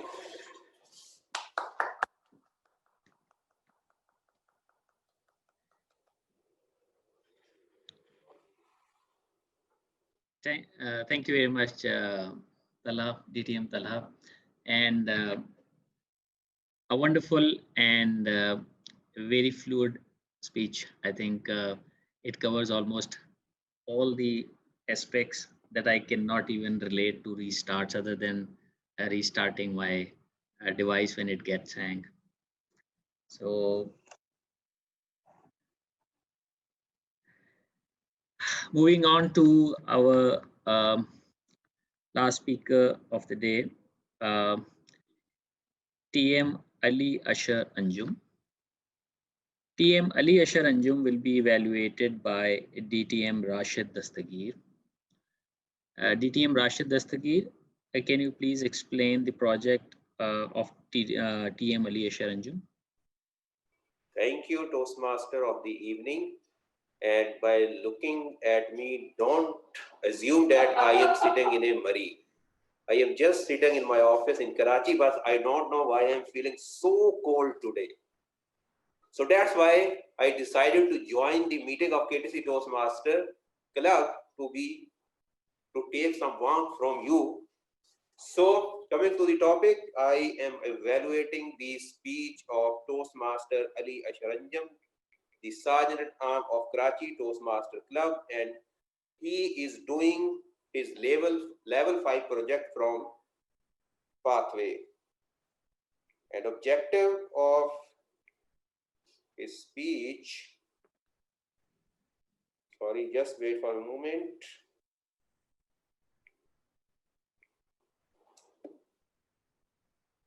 Yes, the purpose statement is member to practice developing and presenting a longer speech. Member completing this project has been working to build the skill necessary to engage an audience for an extended period of time. So with this, I like to invite the keynote speaker of the day, Toastmaster Ali Ashar Anjum, with big round of applause. Thank you so much, DTM. Sorry. The time is 18 to 22 minutes. Has that been noticed by the timer? Because he is a keynote speaker, so he is timeless. Okay. I will try to complete it in the 18 to 22 minutes. Okay. Thank you so much. It would be good if you complete it in 5 to 7 minutes.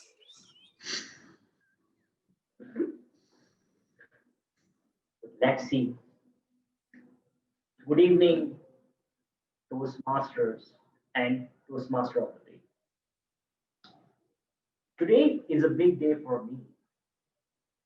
I am just addressing my keynote. And whenever I got this opportunity, I always ask a similar question. And that is, what would you do if you have a magic wand in your hand and you can use it at home? So, anyone from the audience, what you're going to do with a magic wand that you can use on the homes? Okay, Toastmaster Imran Rana. I will use that magic stick and turn into myself in 3 years of age. 3 years of childhood. Okay, good. Anyone else? Anyone else want to volunteer and help me to kick off my keynote speech?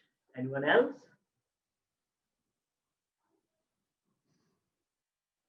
Okay.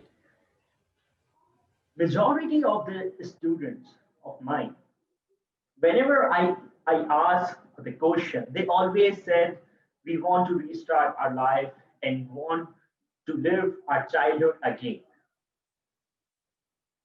But I always said to them that what you want, I think you want your childhood with the same maturity you have now on this instant. But if it's happened, so you might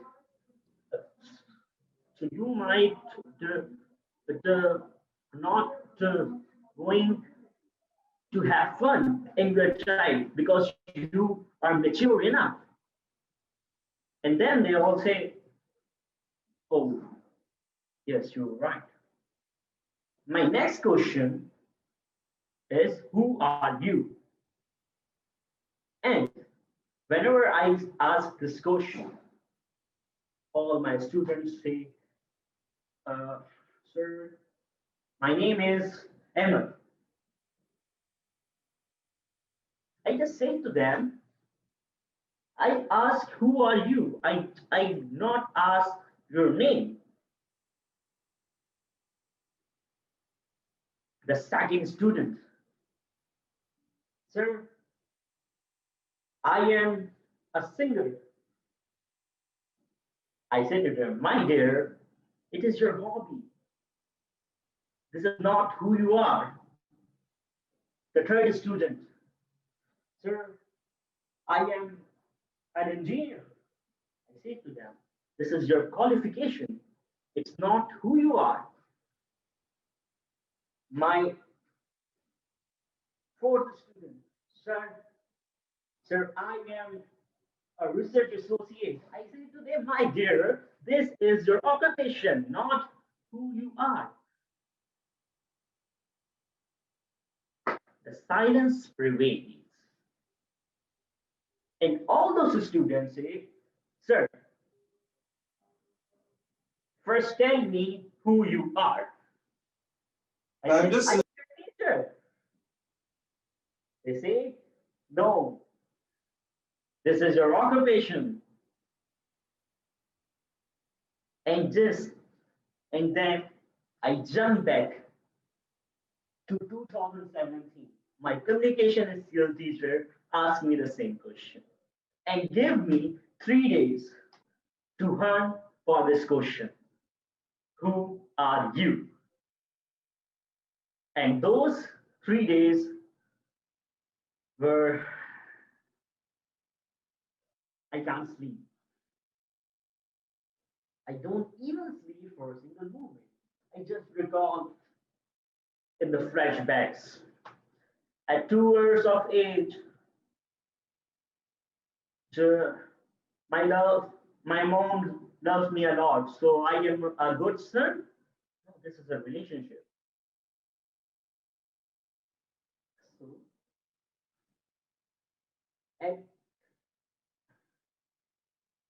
and I am a student. No, this is what you are doing now. You have a melodious voice. You are a singer. No. So who you are? I was restless.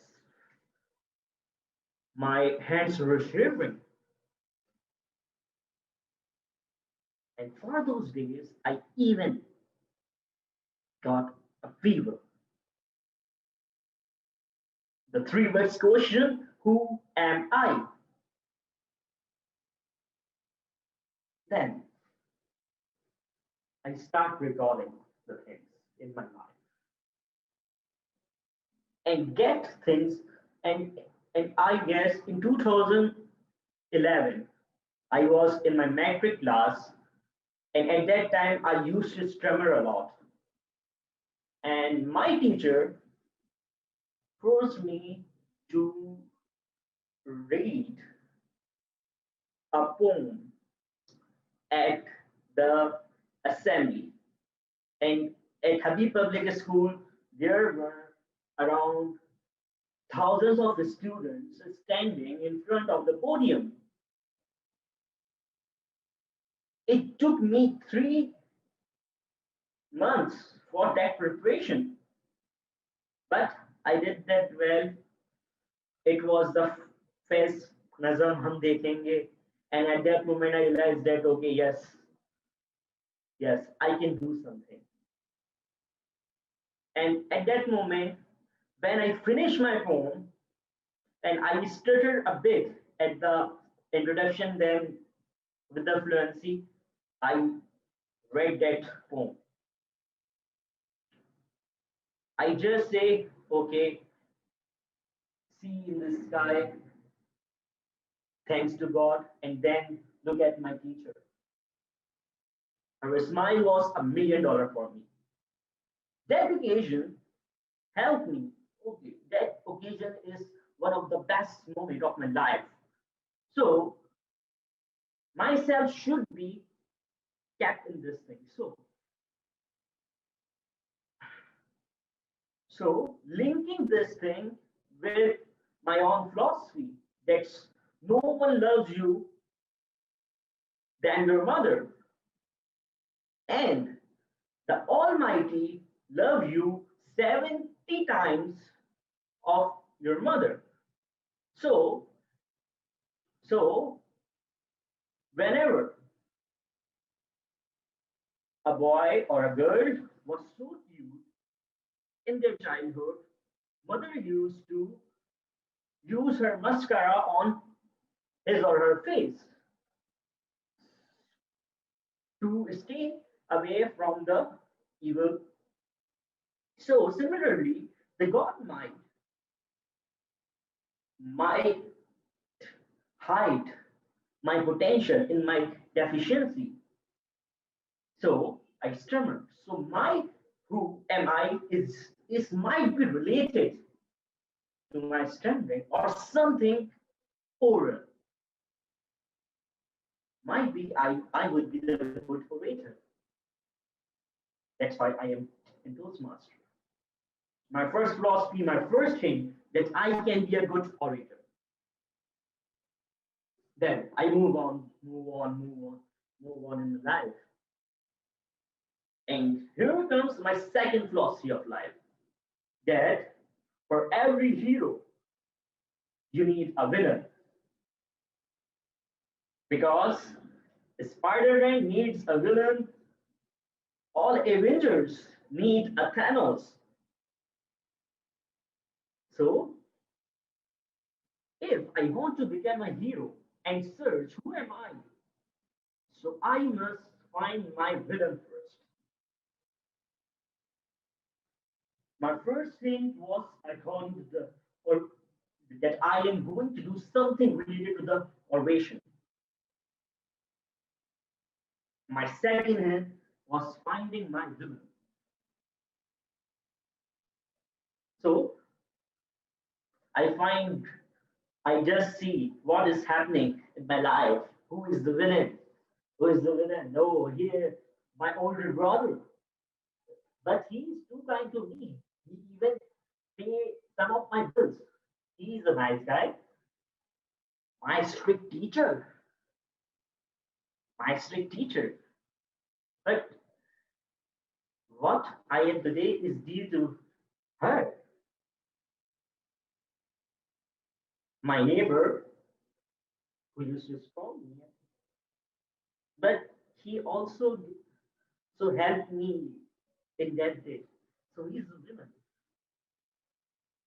God give me lots of people around me, and all the people are wonderful, like you all in front of my screen. So I was still finding my villains. Then my 4 years of graduation, I find saying I am a human and I am going to do something for humanity. So my inner self says, Mr. Aliya Sharanjun, human, you're not human, is your species. This is not who you are. Human is your species. Okay. So I was still finding my villain. So I just decipher something that what are the things affecting the the people who love me and the whole world. And it was conflicts, poverty, lack of health facilities, education, and all those stuff that are making our world and all the catastrophe or the social dilemmas of the society. And those are my villains. So I am going to be the hero of the society by tackling all those evils. I start learning that there are 2.5 million out of school children in sin.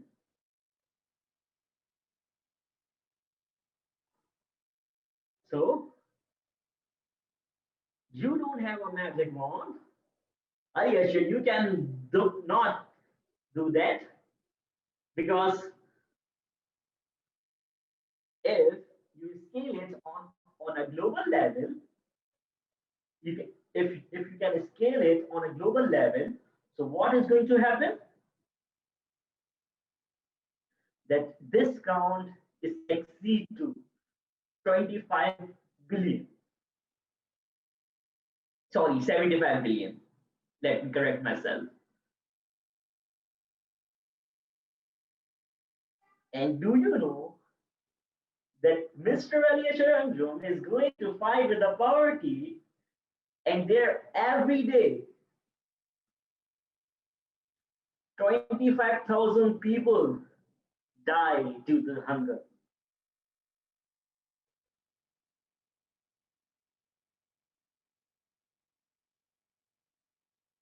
This stats is as clean as silence.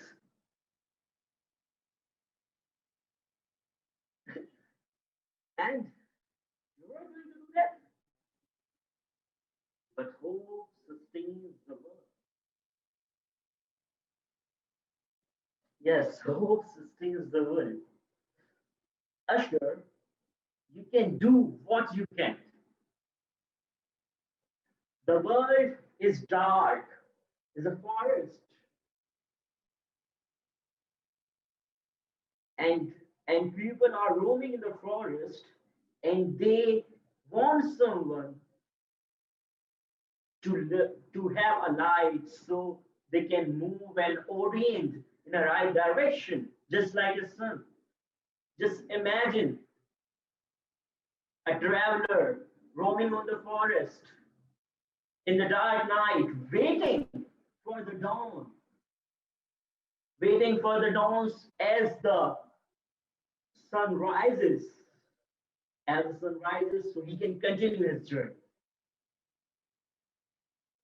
So, what I found, all these things were running in all those 3 days. And I have to submit my assignment on Wednesday. And on Tuesday night, I was walking.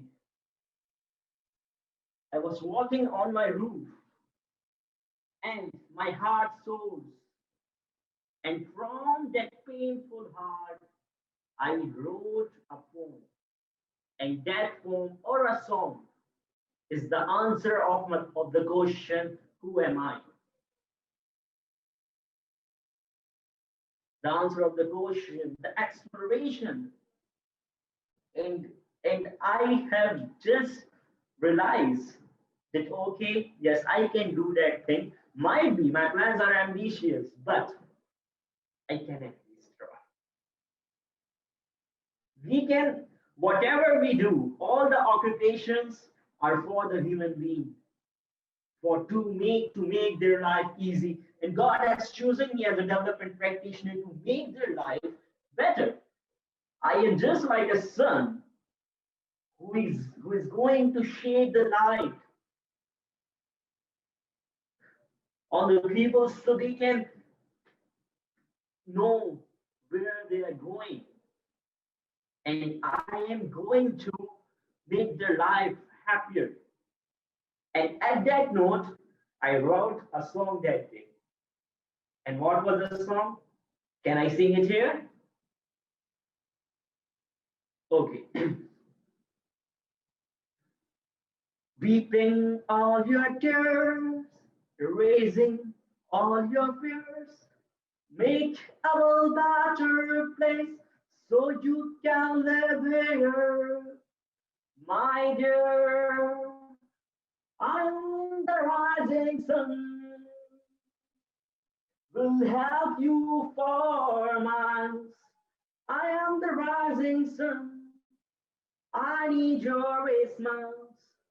I am the rising sun, will help you for miles.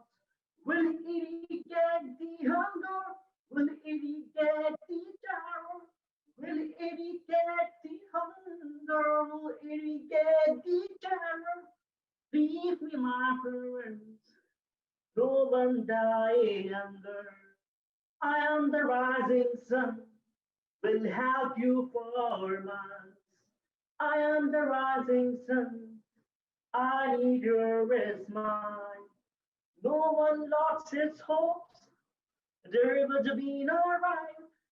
No one lost his hope, there will be no right. I will come to you to serve my own life.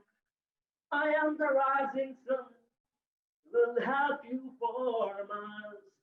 I am the rising sun, will help you for miles.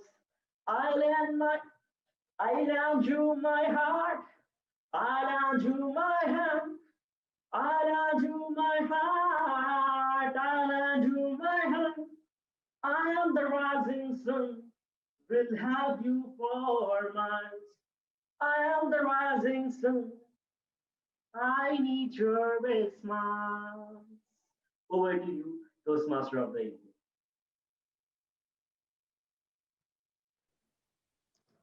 Thank you very much, Toastmaster Aliasha. Amazing, very captivating. Thank you so very much. So we now we now reach to the end of projects, end of speakathon. So let's move and request the timer, TM Shumail Shahryar. If you could please let us know if everyone qualifies. TM Shamil. Um, TM Azhar and TM Naveed Aslam did not qualify. Yes, TM Azhar and TM Naveed Aslam did not qualify. All the rest had qualified. What were their timings, Toastmaster Shamil? TM Azhar timing was 4 to 6 minutes, and he completed in 7 minutes and 55 seconds. Okay. And TM Naveed Aslam's time was 5 to 7 minutes, and he finished in 7 minutes and 44 seconds. Okay. Okay. Should I state the qualified winners for the voters? Yeah. So Actually, yeah, please continue, Toastmaster of the day. I think that's enough because we have so rest of everyone else qualified except Naveed Aslam, and sorry, I didn't pick the other one. TM Azhar. Azhar. TM Azhar. All right. So yeah. So I'm as a vote counter, I'm posting the link in the chat box. Please click on it and vote for your favorite speaker.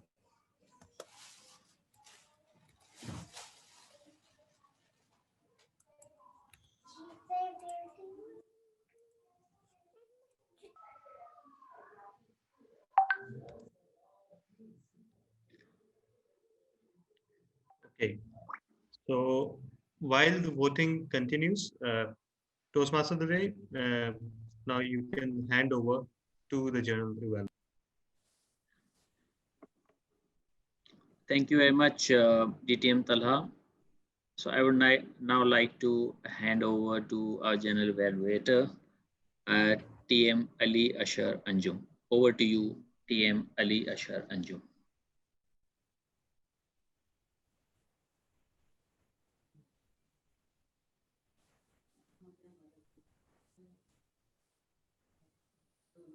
Actually, I am the general evaluator, so don't worry, Ali. You were not suddenly assigned this responsibility. So, okay. So, good evening, everyone, once again, and let's start by reciting the mantra that feedback is the what of what? Can anyone remind me? I've kind of forgotten it. Breakfast, lunch, dinner, tea, everything. Sure. Meal. So let's today, since it's 9:21, it's dinner time. So we should assume that it's a dinner of champions. And what should a dinner of champion look like? It has to be at least a 10-course meal, right? And that's precisely what we have today. And that is even without desserts. So starting with a lovely appetizer, which is the if you can just imagine a hot steaming bowl of tom yum soup, preferably the prawn version, but if you don't eat prawn, you're free to imagine the chicken version, aromatic and spicy. And Toastmaster Shamam is bringing it to us. So over to you, Toastmaster Shamam. Okay, thank you, General Evaluator. So Toastmaster Ghulam Qadir conducted a panel discussion around I Own Karachi, highlighting the good, the bad, and the ugly side of Karachi, and suggesting panelists to come up with some hope around it. It was a great moderation of the session overall. You started up with setting the tone by introducing a bit about Karachi, um, the chaos and whatever it is. And so we all knew how it is going along.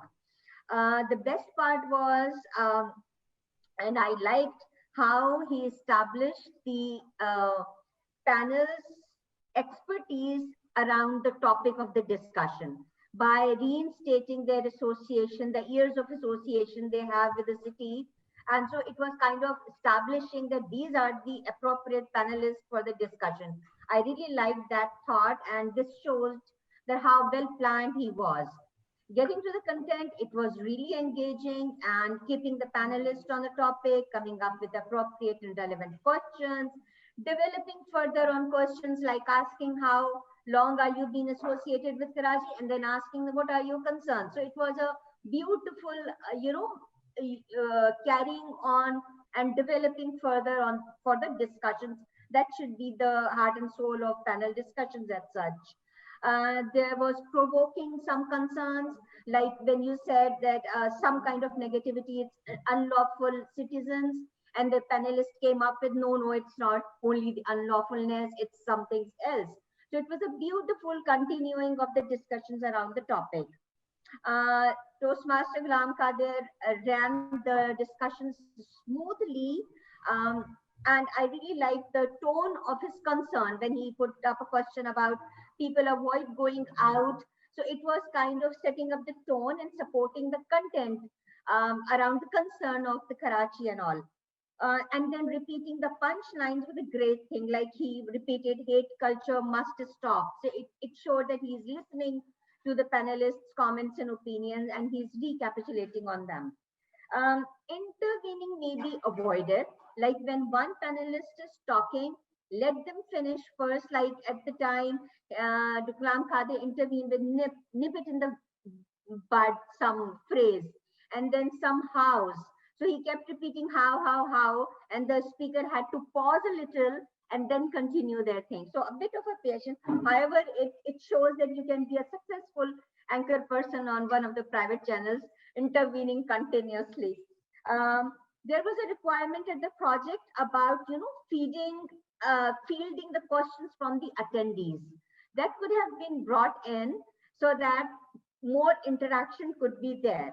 Overall, and I love the way you induced humor into it by becoming President Bush, the vocal variety, the hand gesture, your facial expression, respecting and nodding and affirming opinions of panelists. So overall, it was a great setting up a good example of having a panel discussion and moderation. Congratulations for that. You may challenge yourself with a bit of the patience while the other one is speaking, and maybe having a chance for audience to question more. Over to you, General Evaluator. Thank you so much, Toastmaster Shamam. We have slightly altered the order of the speakers because of their scheduling requirements. So the good thing is that I'll have to interrupt repeatedly, and the even better news is that it is myself who I'll be interrupting. So with that, we move on now to a delicacy from the Middle East.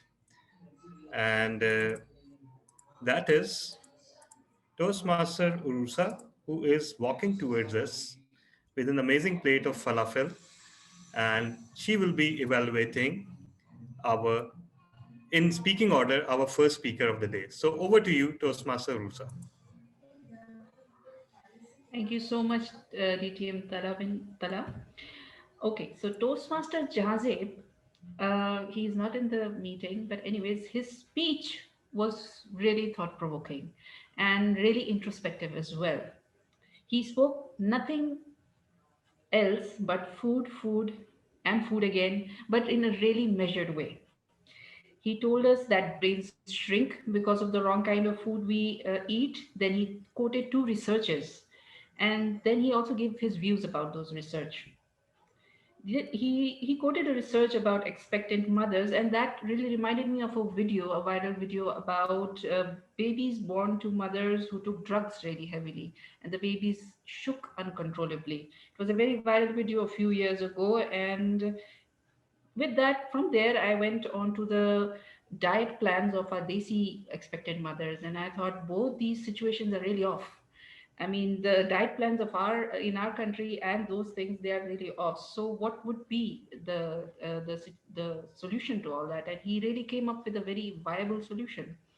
However, in his speech, what I would like to improve is the to and fro movement. He kept on moving to and fro during his speech, and his voice quality, I wouldn't call it exactly monotone, but there was little modulation. So if he could add a little bit of modulation while he was excited, or when he was quoting things like brains shrink, when he could have modulated on the higher end, that would have added a little bit more. Other than that, his topic was really, really well researched, very in-depth research, and he comes up with these topics, most of them on human psyche, and they are really excellent, and we really love hearing them. So best of luck to him for with such things.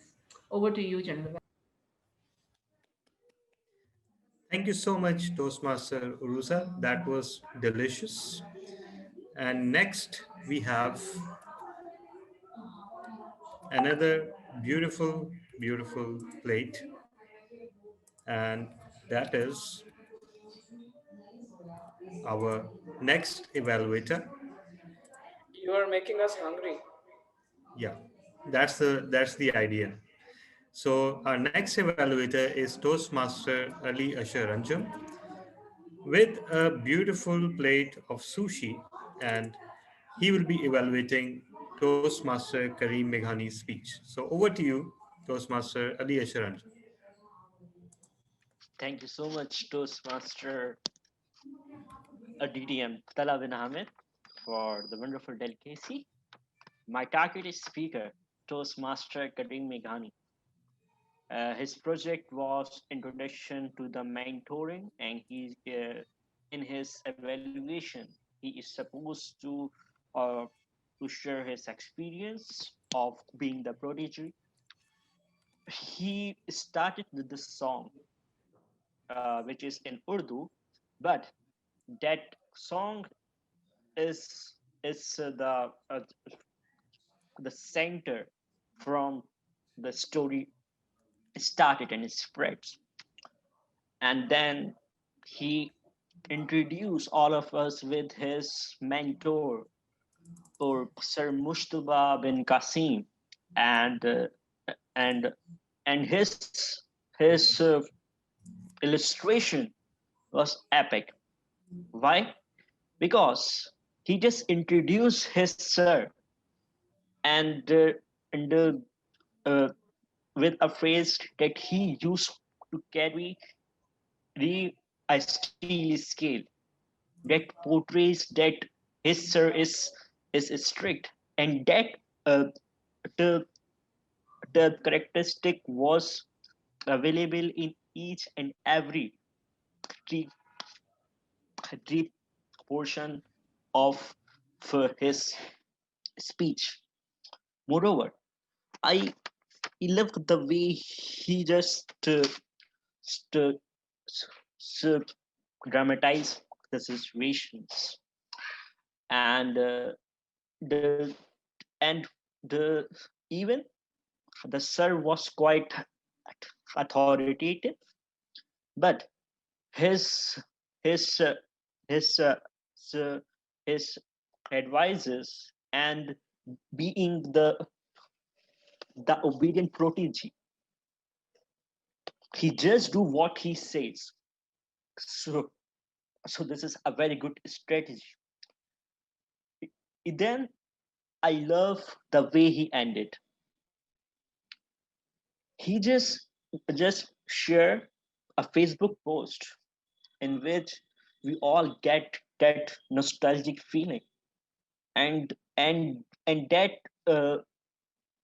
made me realize that I should have at least one pic so I can post it on the Facebook and find my teachers.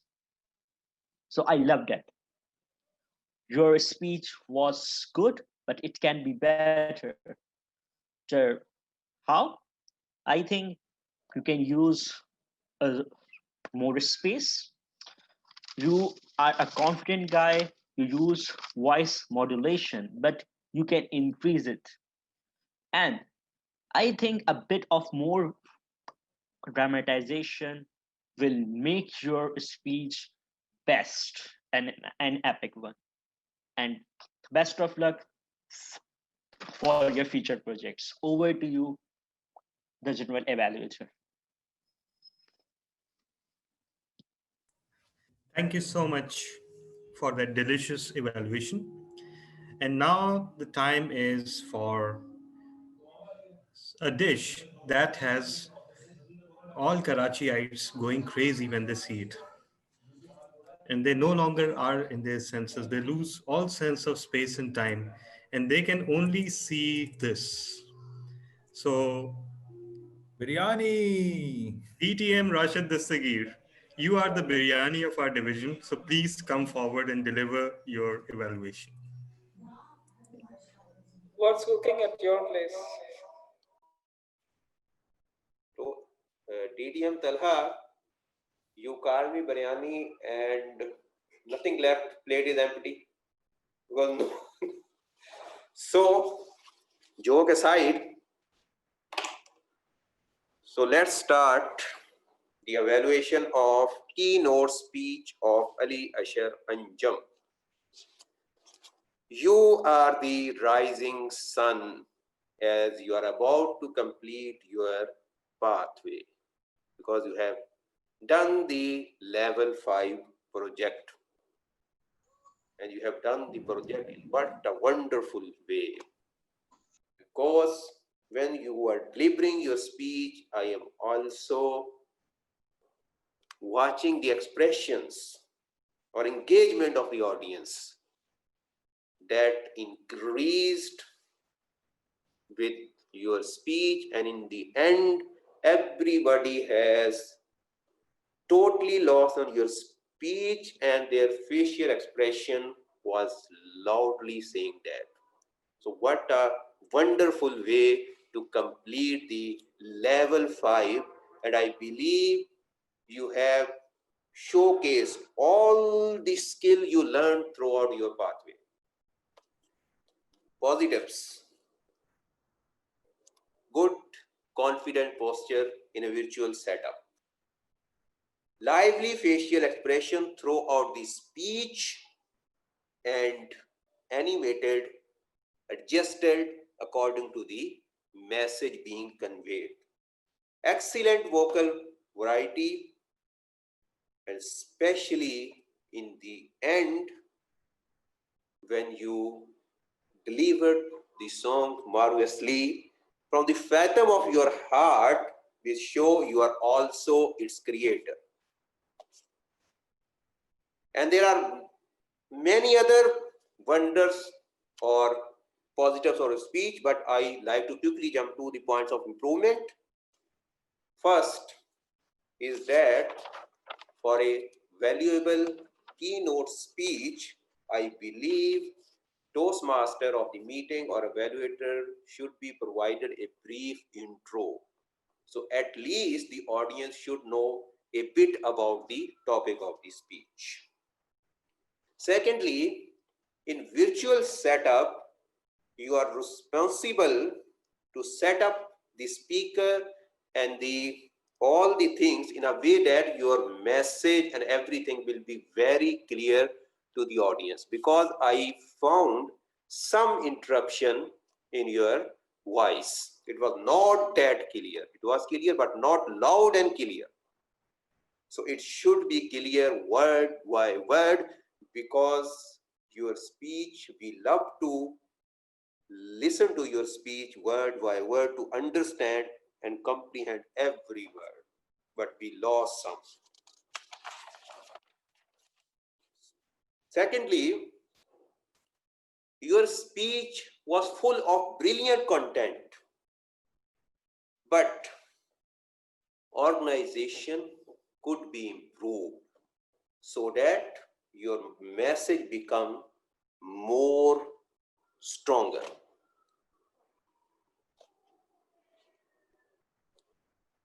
In some part of speech, body movements could be improved by avoiding left to right movement or to or fro movement. Rather, you may follow some transition between one point to another. It is also applied to the virtual setup. In short, very entertaining and engaging speech, excellent gestures through gestures, through hand gestures and through some other gestures, great vocal variety, and beautiful delivery of song, and organization could be little improved. And you are the rising sun. Over to you, evaluator. Thank you so much, DTM Rashid. Uh, in fact, that was not just biryani, that was a whole meal. So thank you once again for your comprehensive feedback, which was as educational for all of us as it was for the speaker himself. Now, my next speaker will not advocate something as unhealthy or crass as biryani. No. He is very efficient. He is very dignified. And yet, he has that subtle brilliance, just like Russian salad. So, to serve us Russian salad, I'll invite Toastmaster Syed Najam Rizvi to deliver his evaluation.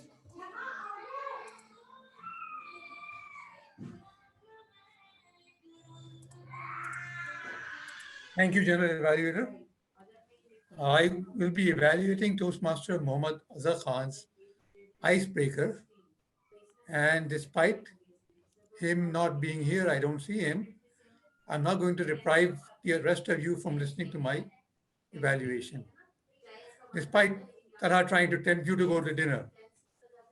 Anyway, coming to the evaluation, first things first, a speaker should not start by apologizing and saying that this is my first speech. A speaker doesn't need to inform the audience. We know it's an icebreaker speech, so it's obviously a first speech. If you are opening, if your opening is defensive and apologetic, that always puts the audience off and they will judge your entire speech negatively. Now, coming to the speech itself, what I liked about it the most was the frankness with which Toastmaster Azhar spoke about his failures in life, his repeated failures, and his keenness to play sports or always be in the playground. So this was engaging for the audience because a sincere, honest speaker always comes across as engaging and something which the audience can, connect with someone with whom the audience can connect with. Now, coming to the speech, delivery of the speech, I thought if the speaker had stood up, that would have been much better. But since it was his first speech, perhaps he didn't know that. The other aspect that I would suggest for improvement, that it seemed like it was an unprepared speech. Someone had popped him the question, tell us about yourself, and he went off on a monologue. So it didn't show that it was a speech structured or prepared for delivery before an audience. And because of that, I think it went on a single track, which was from education to job and marriage. We couldn't find out anything about his siblings, where he lived, where he studied, like what her interests in life are, other than just his studies and his job, which led to basically issue of overrunning his allotted time, despite not covering as much as he could have. So I would suggest to the speaker that you should be in contact with your mentor and seek guidance, especially for your first 4 or 5 speeches with your mentor, so he can guide you. That's all from my side. Over to you, General Evaluator. Thank you so much for that succulent bowl of healthy evaluation, Toastmaster Najm. As always, spot on, as always, endlessly useful for all of us. Our next speaker is also hailing from the Middle East. So he will be bringing in this. Who recognizes this? I do. Kapsa. Kabuli pulao. It's No, that's Mandi. It's Mandi. Chicken exactly Mandi. that is Mandi. That is Mandi. So Toastmaster Latif, please bring forward your Mandi so we can check it out.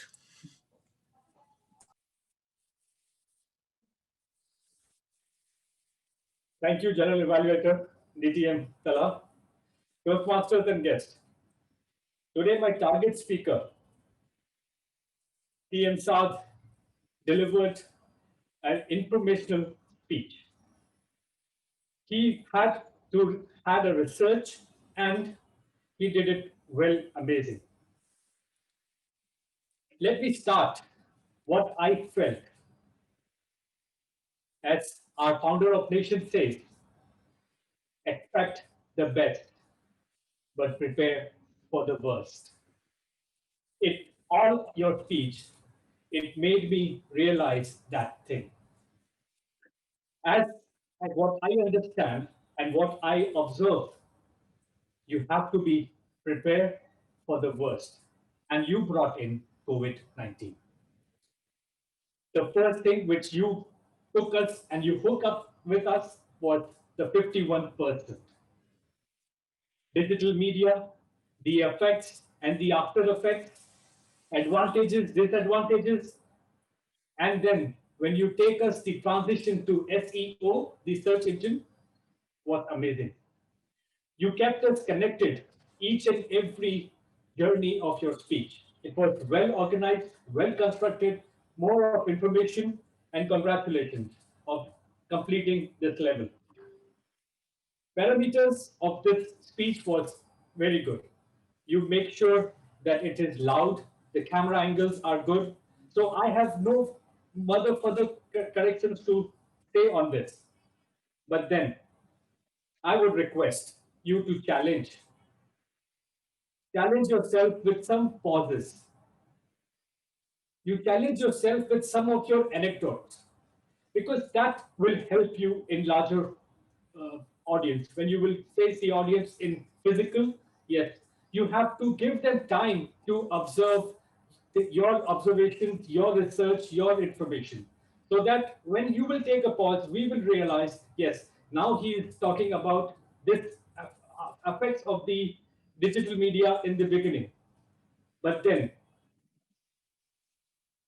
one more thing which I would like, and I always believe, and I will give you this to challenge yourself with whatever your projection is. You make sure you give that with some of the evidence because this is research and presentation. So you challenge yourself, no matter what comes, we have to be prepared for the next. I love this quotation from your speech. And of course, I will try to end up with one more quote of founder of nation. Failure is a word unknown to me. So for me, you are the one who can deliver another spectacular speech. Over to you, General Evaluator.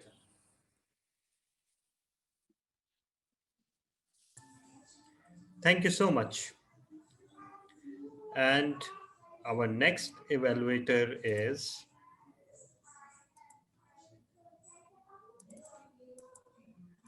Actually, now this is my one of my favorite dishes of all time. It's called khawswe, and it is very very popular in Karachi. And if you haven't tried it, you should try it. I highly recommend it. Uh, and today, khawswe will be served by our next evaluator, Toastmaster Ghulam Qadir. So, Toastmaster Ghulam Qadir, you should have been more alert about it, seeing the dish, but okay. How And you select? So you over to you. selected by the humor or Well, the this dish also belongs to our community, the Gujarati and the Memon community. So you have related very well to us as well. All right. So my fellow colleague, Toastmaster Naveed Aslam, presented today a project from level 3, research and presenting. The title of the speech was Wolf, and I must congratulate Toastmaster Naveed Aslam that he has researched this topic very well. An appropriate research, you kept the audience engaged right from the beginning to the end.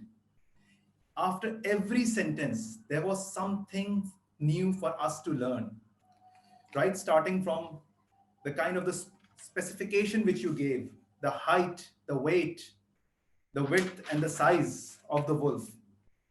And for one point in time, I thought that the specifications are perfect for a wolf to start modeling. And I was imagining the wolf walking on the modeling ramp for a while. Nevertheless, the overall speech was brilliant and the content was awesome.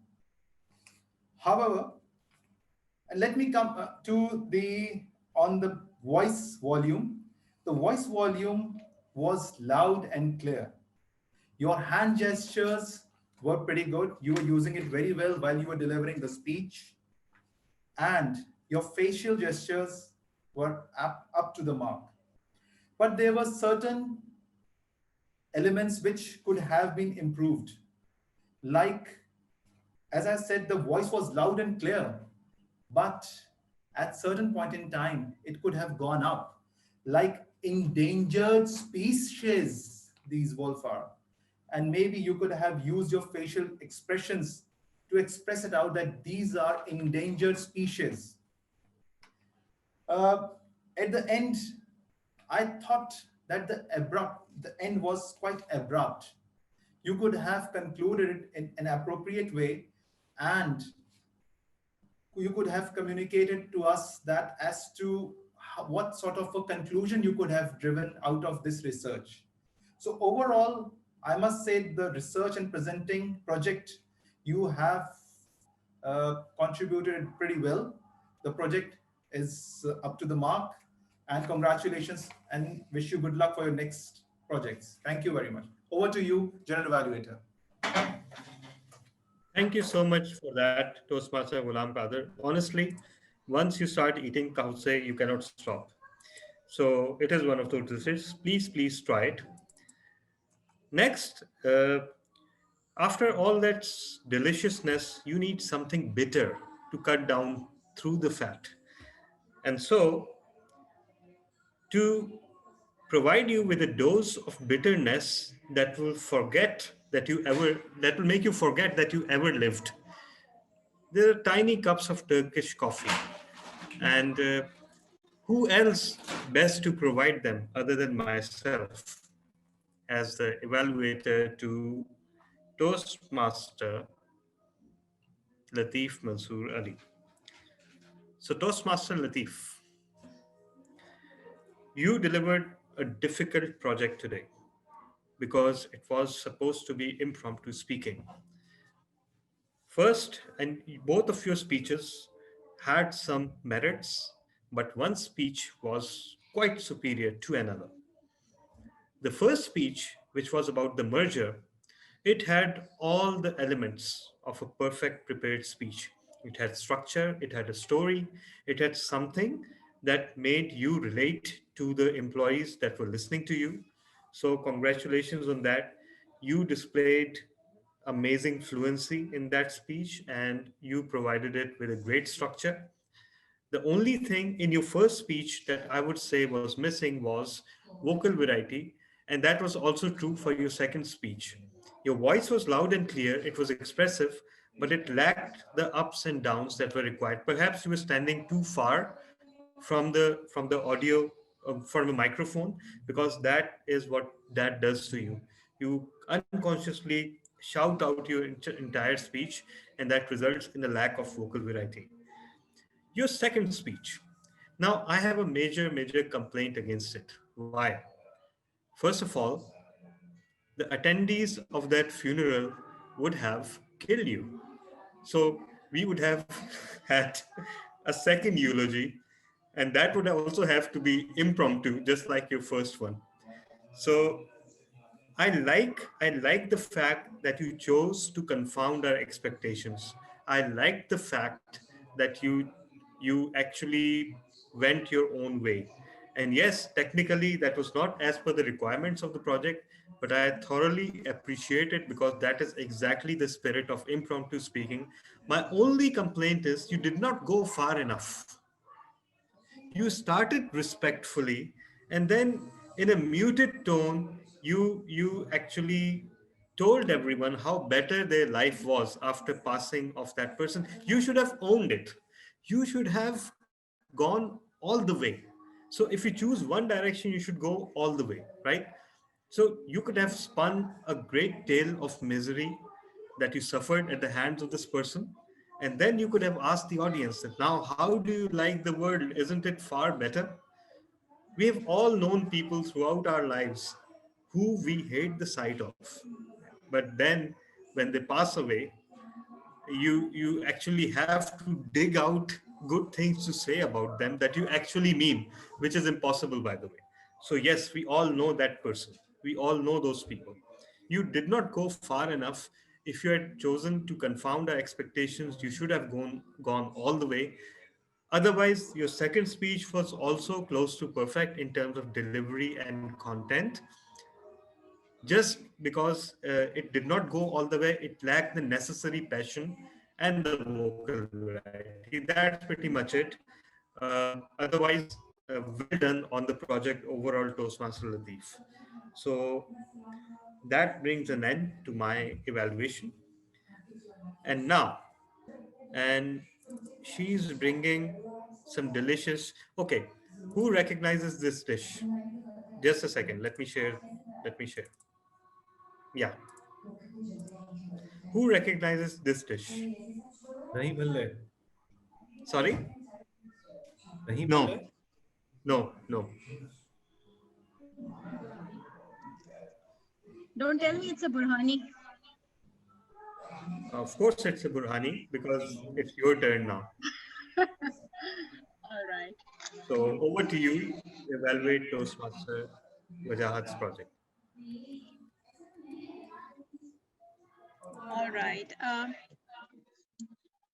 Toastmaster Wajahat, the objective of your speech was to present a prepared speech, and then you receive an evaluation on it.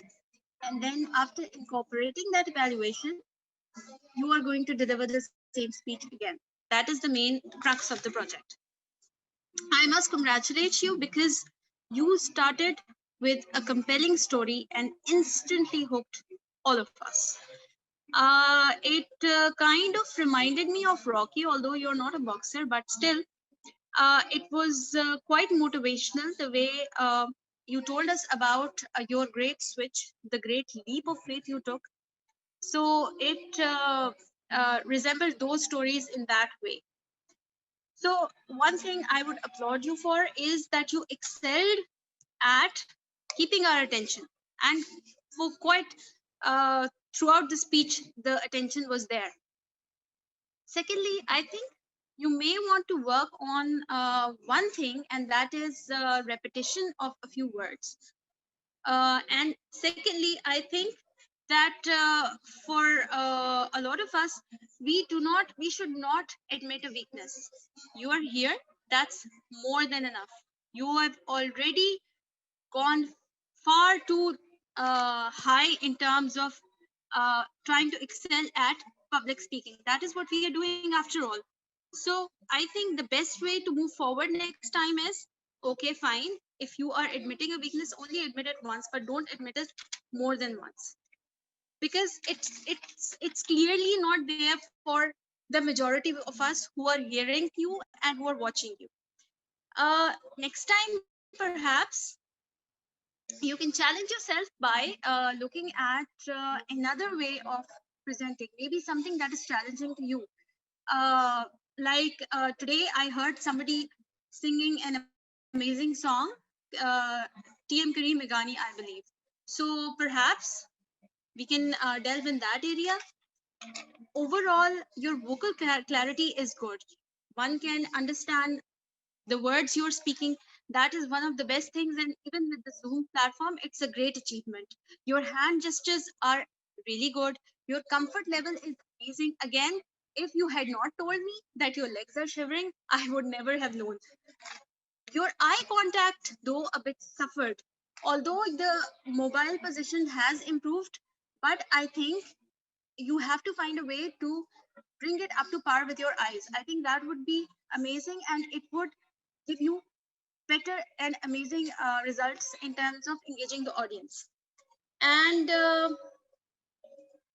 above all, I think that it was a really good effort as far as the very second speech is concerned, after delivering the icebreaker and everything. So congratulations to you. And again, it was very, very interesting to find stories.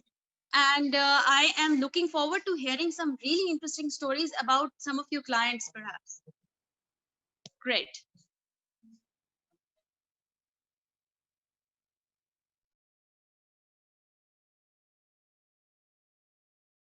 Thank you so much, Toastmaster Saman. This was the last evaluation, although we have one evaluation outstanding. Yeah. Okay, Toastmaster Urusa has just messaged me. And let me ask her. Maybe, yes, she has apparently regained her connectivity. And I'll ask her to rejoin. Just a second. Just give me a few seconds.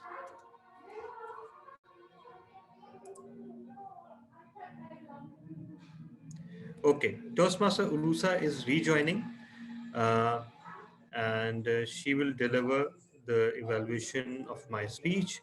Perhaps we can move on to the grammarian's report. And the grammarian is actually,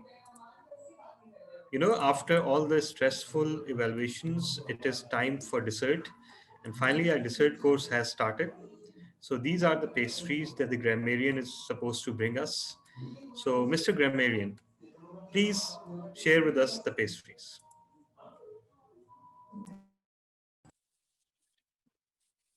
Thank you once again, DTM Tala. As I said, and I promised that I won't be the principal or the English teacher kind of grammarian. One word, if I have to say, there were 3 speeches where I forgot that I am a grammarian. DTM Talha, Ali Asher Anjum, and to a certain extent, I had it with Ghulam Qadir, but then I lost my way because I too own Karachi. So here are my few selection of sentences which I loved it. We are what we eat. There were too many ands actually in TM Janzeb's speech. Had it just used with comma, like for example, of course, he would have not said comma, but then things what he would have said, because he would take and then the object again. So whatever we realize, whatever we hear, we normally do it visually also. We normally visualize that, and makes the break, which does not help us. Then Kareem, I think, please, forgive me, you have to delete die and guys from your speech.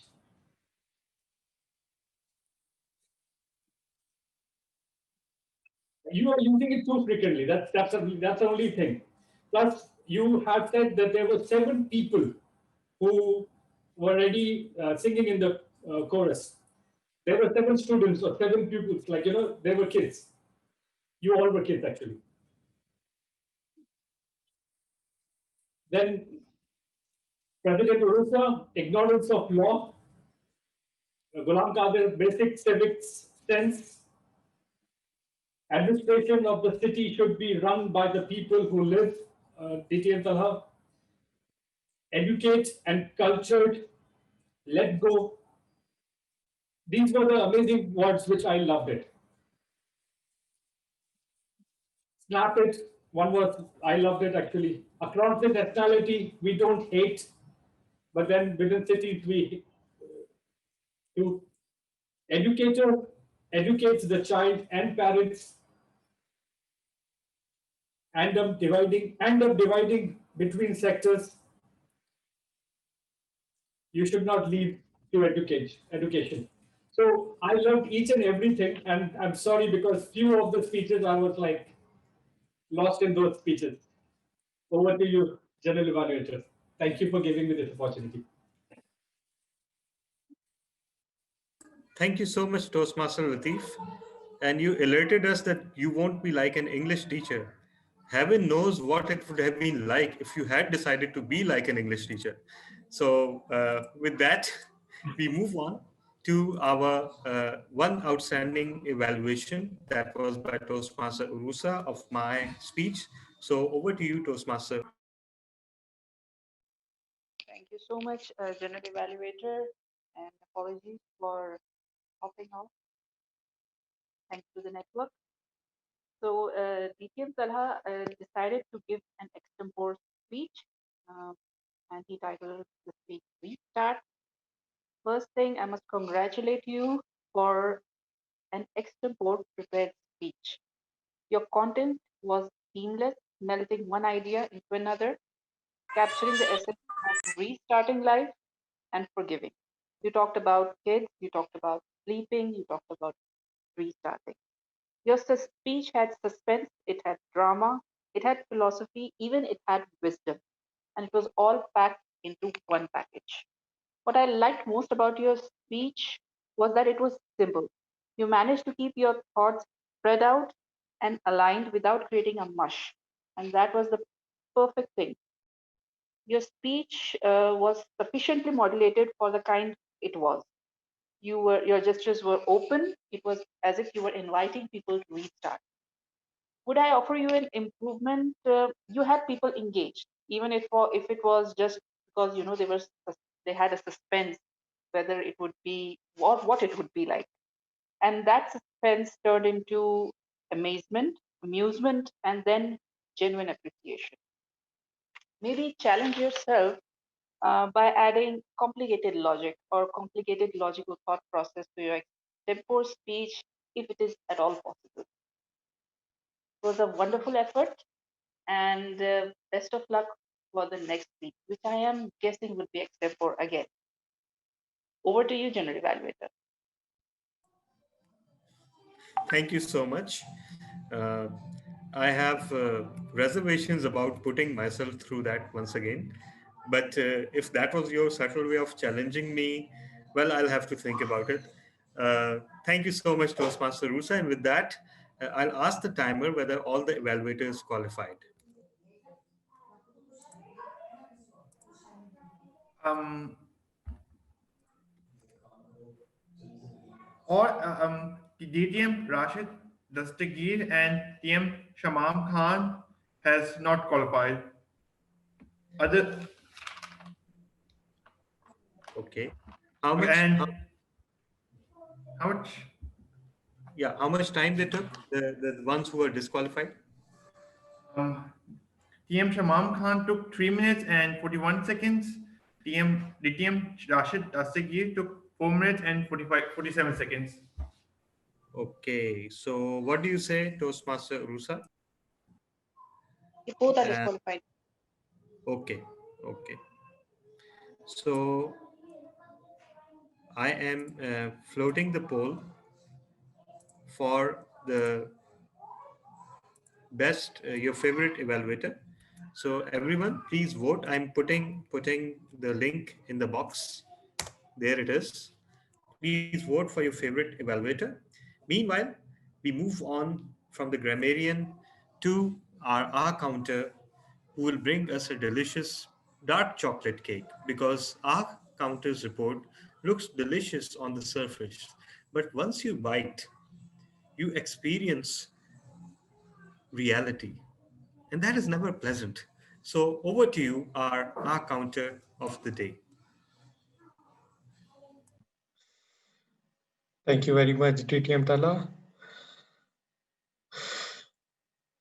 Well, well, possibly the most difficult of all of the tag team roles the R counter, I think. So so I'll be uh, I'll be just just adding the R's and ums of the of the of the speakers throughout the meeting. So our so our Toastmaster of the day actually actually actually spoke a lot, and and and I could see about about about 28 R's and ums combined. Master Janzev had three R's and ums. Toastmaster Toastmaster Shamam had 8 R's and ums. Eh, and Toastmaster Tala had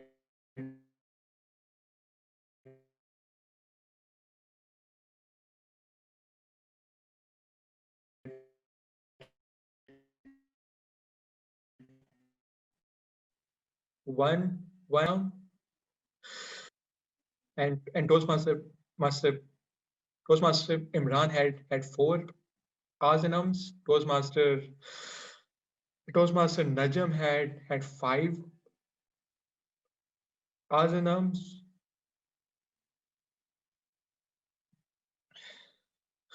Toastmaster Azhar had 2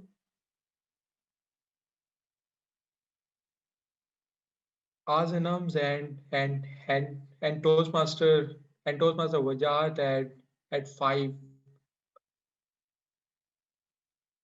R's and ums. Rest were were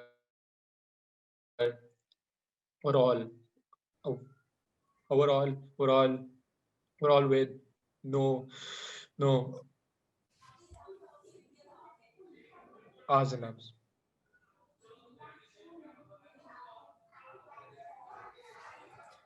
Thank you so much. Thank you so much, Toastmaster Saad. I believe that was an excellent score considering the length and the scope of the meeting. So, yeah, uh, the dark chocolate was there, but not that much.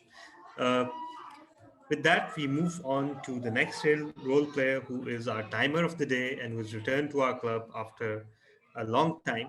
So, and we are delighted to have him back, by the way. Toastmaster Shamil Sharia, please present your report.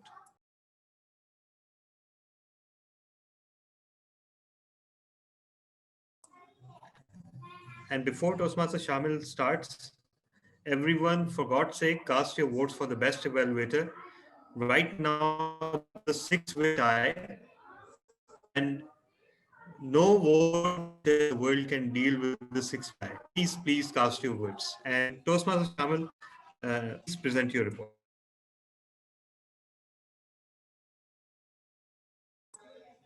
I think Toastmaster Shamil is away. So, with the facilitator reports complete, I think I can move on to the journal evaluation. So, First of all, to all the speakers, and excluding myself because mine was an impromptu speech, uh, I believe today we witnessed amazing content from all of you. Every speech was thought provoking, it had amazing ideas. Only yesterday, I witnessed an international speech contest of Islamabad Toastmasters Club, and I praise them for having a sense of purpose. And today, all the speeches here too had a strong sense of purpose. That means that this is not just something, this forum, especially Karachi Toastmasters Club, is not just a forum to witness great public speaking or to learn public speaking. It's actually an amazing forum for an exchange of ideas. And we've seen that repeatedly. That's what keeps people coming back again and again. So yes, the meeting did not start on time. It could have started on time. Uh, it was a long meeting, but it was long by design because it was a speakathon. As I always say, we can always improve on our efficiency in terms of meeting timings. But today it was part and parcel because two of the, and I'm very delighted to note that no less than two of our speakers are completing their pathways today, and they are doing it with longer projects. I couldn't help but notice that most of the projects seemed exceptionally well prepared for, and all compliments to all of the speakers who did that. Uh, the quality of the new speakers' speeches was also very good. All the speakers had everyone engaged. Uh, the quality of the role playing was very good. Everybody brought something new to the table. The only improvement area is, of course, the timing. We could have started on time, and taking unfair advantage as also the VPE, I will also pass this message on to everyone listening that if you do plan on attending a meeting, please take up roles. If you know for certain that you are attending a meeting, then don't hesitate in taking up a role beforehand. What's the worst that would happen? Perhaps you would not be available, then the role can be done by someone else. But at least we won't have to look for a role player in the last moment. And for that, we are doing something. We're doing something uh, which which our president will announce in the end. But again, overall thrilled by this meeting, thrilled by the exchange of ideas, and congratulations to all of you. I think our timer is back, and Toastmasters Sham. TM Jahazib Shah took 6 minutes and 58 seconds. TM Kareem Meghani took 6 minutes 58 seconds. These are all the prepared speakers. TM Ghulam Qadir took 28 minutes and 9 seconds. TM Azhar took 7 minutes and 55 seconds. TM Saad Shoaib took 7 minutes 42 seconds. TM Naveed Aslam took 7 minutes and 44 seconds. TM Latif took one for 2 minutes and 51 seconds, and the second for 2 minutes. TM Wajahat took 6 minutes and 30 seconds. DTM Talha bin Hamid took 5 minutes and 55 seconds. TM Ali Asher Anjum took 18 minutes and 59 seconds. These were the prepared speakers. And for the evaluators, am I audible? Okay. TM Shamam Khan, TM Shamam Khan took 3 minutes 41 seconds. TM Arusa took for one time 2 minutes for evaluation. TM Ali Ashar Anjum took 3 minutes 12 seconds. DTM Rashid Dastagir took 4 minutes 47 seconds. TM Najam Rizvi took 2 minutes 56 seconds. TM Latif took 3 minutes and 4 seconds. TM Ghulam Qadir took 2 minutes 30 seconds. DTM Talab bin Hamid took 3 minutes and 15 seconds. TM Saman Wasi took 3 minutes and 28 seconds. TM Arusa for second evaluation took 1 minute and 37 seconds. That's it. Over to you, DTM Talab bin Hamid. Thank you so much.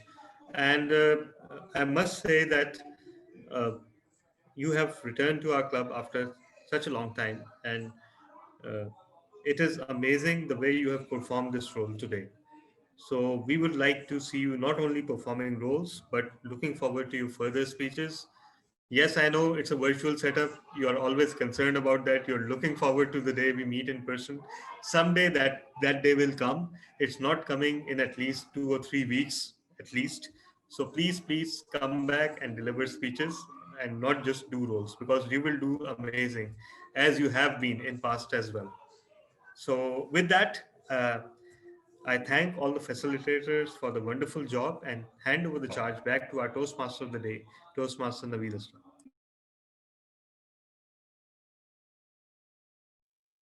Thank you very much, DTM Tala.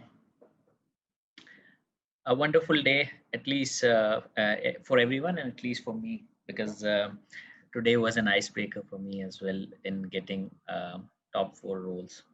So I agree totally that we need to we need to put in our thoughts to bring in more efficiency, because we are way off the time that was shown on the agenda. So with this, I would like to hand over to Madam President for her closure, for her conclusion. Actually, also ask for the votes for the big three, which is yourself, Toastmaster of the Day, myself, Journal Velveter, and oh, sorry, yeah, there are only big two. Big, sorry, Right. why am I?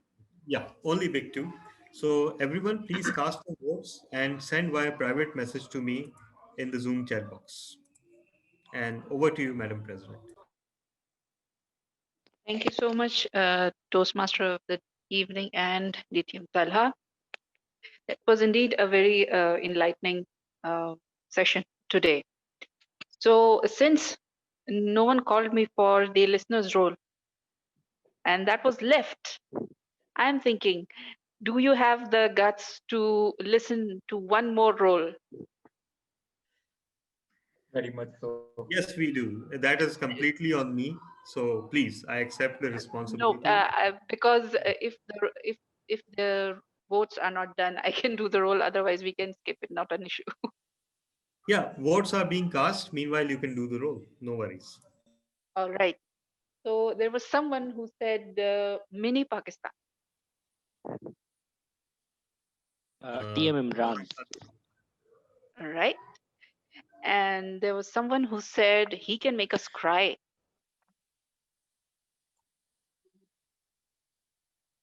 Ashar, Ali Ashar.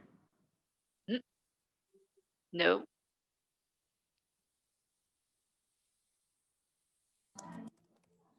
PM Azhar. no.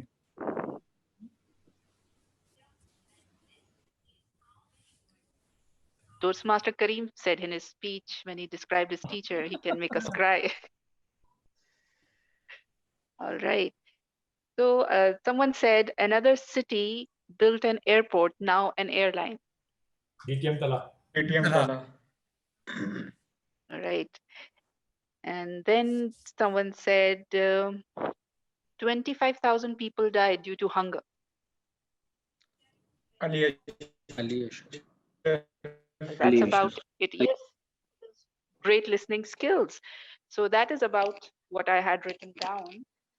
So moving on, Dikim Taha, are we done with the vote or? Yes, we are.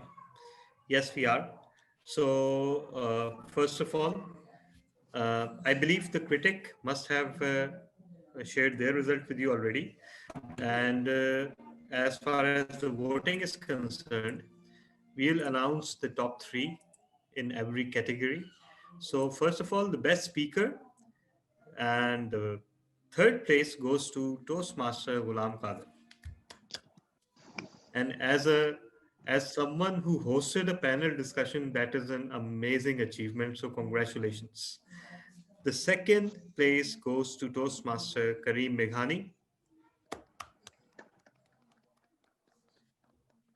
Your story certainly inspired everyone. And Toastmaster Ali Yashar Anjum walks away with the best speaker.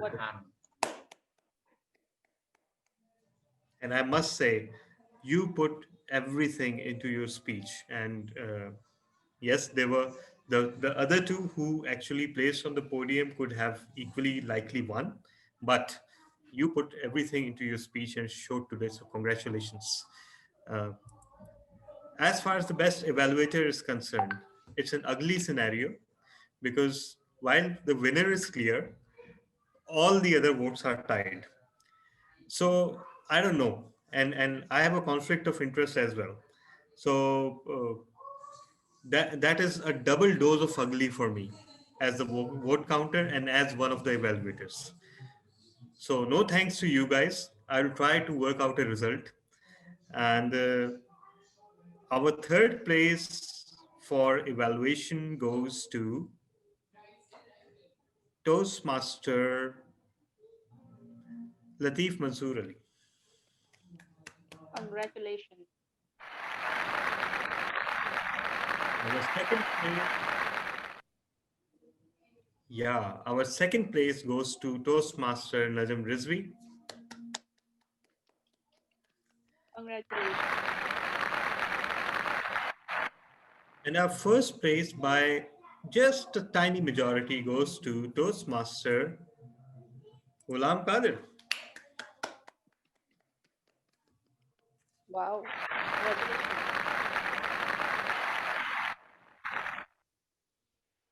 Okay.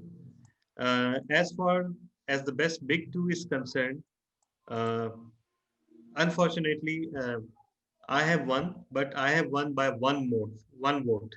So, Toastmaster Naveed Aslam, I would like to show this award because it's thoroughly worth.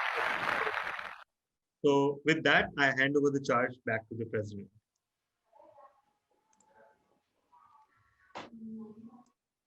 Thank you so much, DTM Salah. Now for the critics' choice. So, who do you think won third place in critics' choice?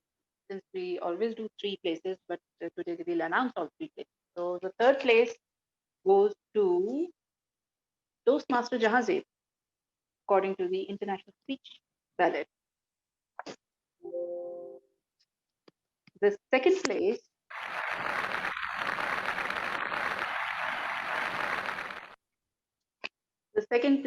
goes to Toastmaster Ghulam Qadir. Today, Toastmaster Ghulam Qadir won on all three categories. Yes. And the first place goes to DTM Talha. Toastmaster Talha. DTM Talha. Toastmaster. Kareem Yes, Sharan. Vidhan. Oh. Congratulations, Toastmaster Kareem. A speech really well delivered. Thank you. Thank you. Thank you all. Thank you. And our Critics' Choice facilitator for today is our debutant accounter, Toastmaster Saad. Congratulations, Toastmaster Saad. So with that, it's a wrap from my side. But We before want to that, hear a song from Kareem Meghani before we wrap up. Yes, yes. Kareem has to sing. No, I have to sing then. I put a YouTube for my one link. I have 3-4 songs recorded just for fun. Uh, but this song, which the patriotic song which I was mentioning, I already sang it. I can continue with it if it is okay for you. Sure. ए वतन प्यारे वतन, ए वतन प्यारे वतन, पाक वतन, ए मेरे प्यारे वतन, ए वतन प्यारे वतन,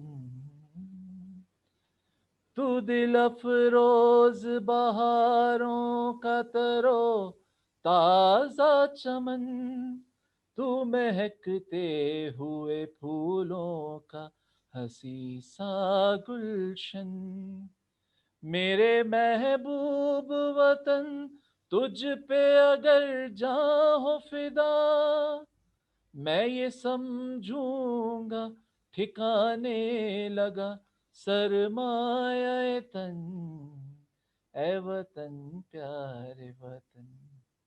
Thank you, guys. Whatever I am for Pakistan. And, I am far from Pakistan. So maybe some people say that when you are far, then, you remember your country more. I can tell that, when I'm singing this, I'm feeling it inside. So, a very good discussion on Karachi, by the way, my city. And I really want to contribute in that, we all need to have hope.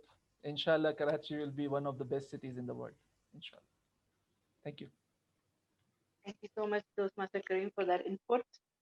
So before wrapping up the meeting, we have a new award that I'd like to introduce today.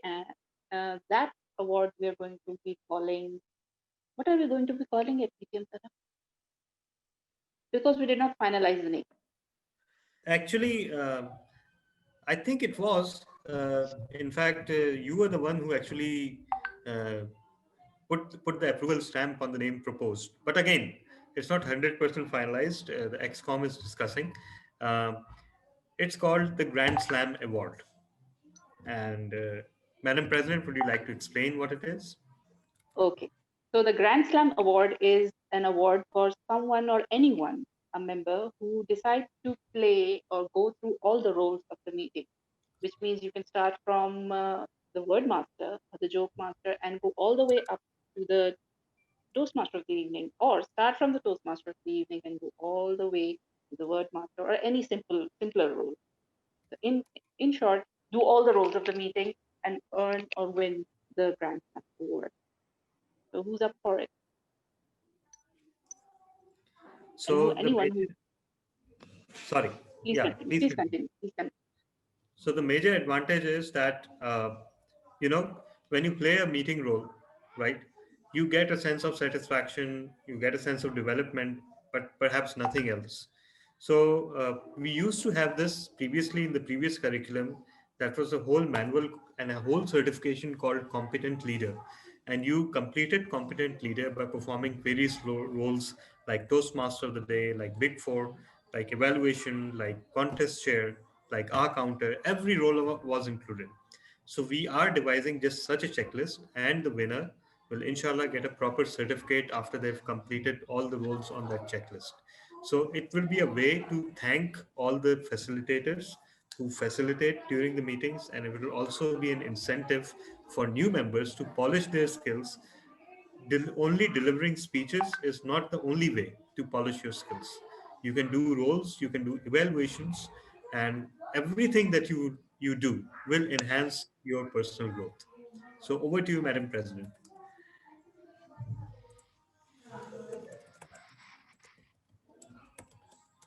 I think that's about it. I think Kimtala has defined everything what the award is about. So I would suggest every member to aim for this role, because earlier it was part of the curriculum and now it's not. But now it's a chance to earn it in an award form and do as many roles as we can. There was a question in the fewest number of meetings. I'd suggest in any number of meetings, we can earn this award. I mean, how many Yeah. roles are there? We have 8 roles and 4 big 4 roles, so 8 and 12. So you could do it in 12 meetings or maybe 15 meetings. Any Yeah. number of meetings would be fine. So, Exactly. Just like there's no time limit to complete a pathway or a manual, there's no time limit to it, but it is something that you can work for, and it will be something worthwhile because we'll also try to give something else in addition to a certificate. oh wow, so that's new. I didn't know.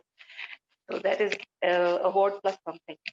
Anyways, so please sign up for the roles as soon as you can and earn the award. So with that, let's wrap up the meeting. And I would not keep Toastmaster Ghulam Qadir waiting because he is going to sleep. And with that, it's officially a close. And let's meet next week, same place, same time. Bye-bye. So much, Allah everyone. Hafiz. Allah Hafiz. Allah Hafiz. Bye, everyone. Love it.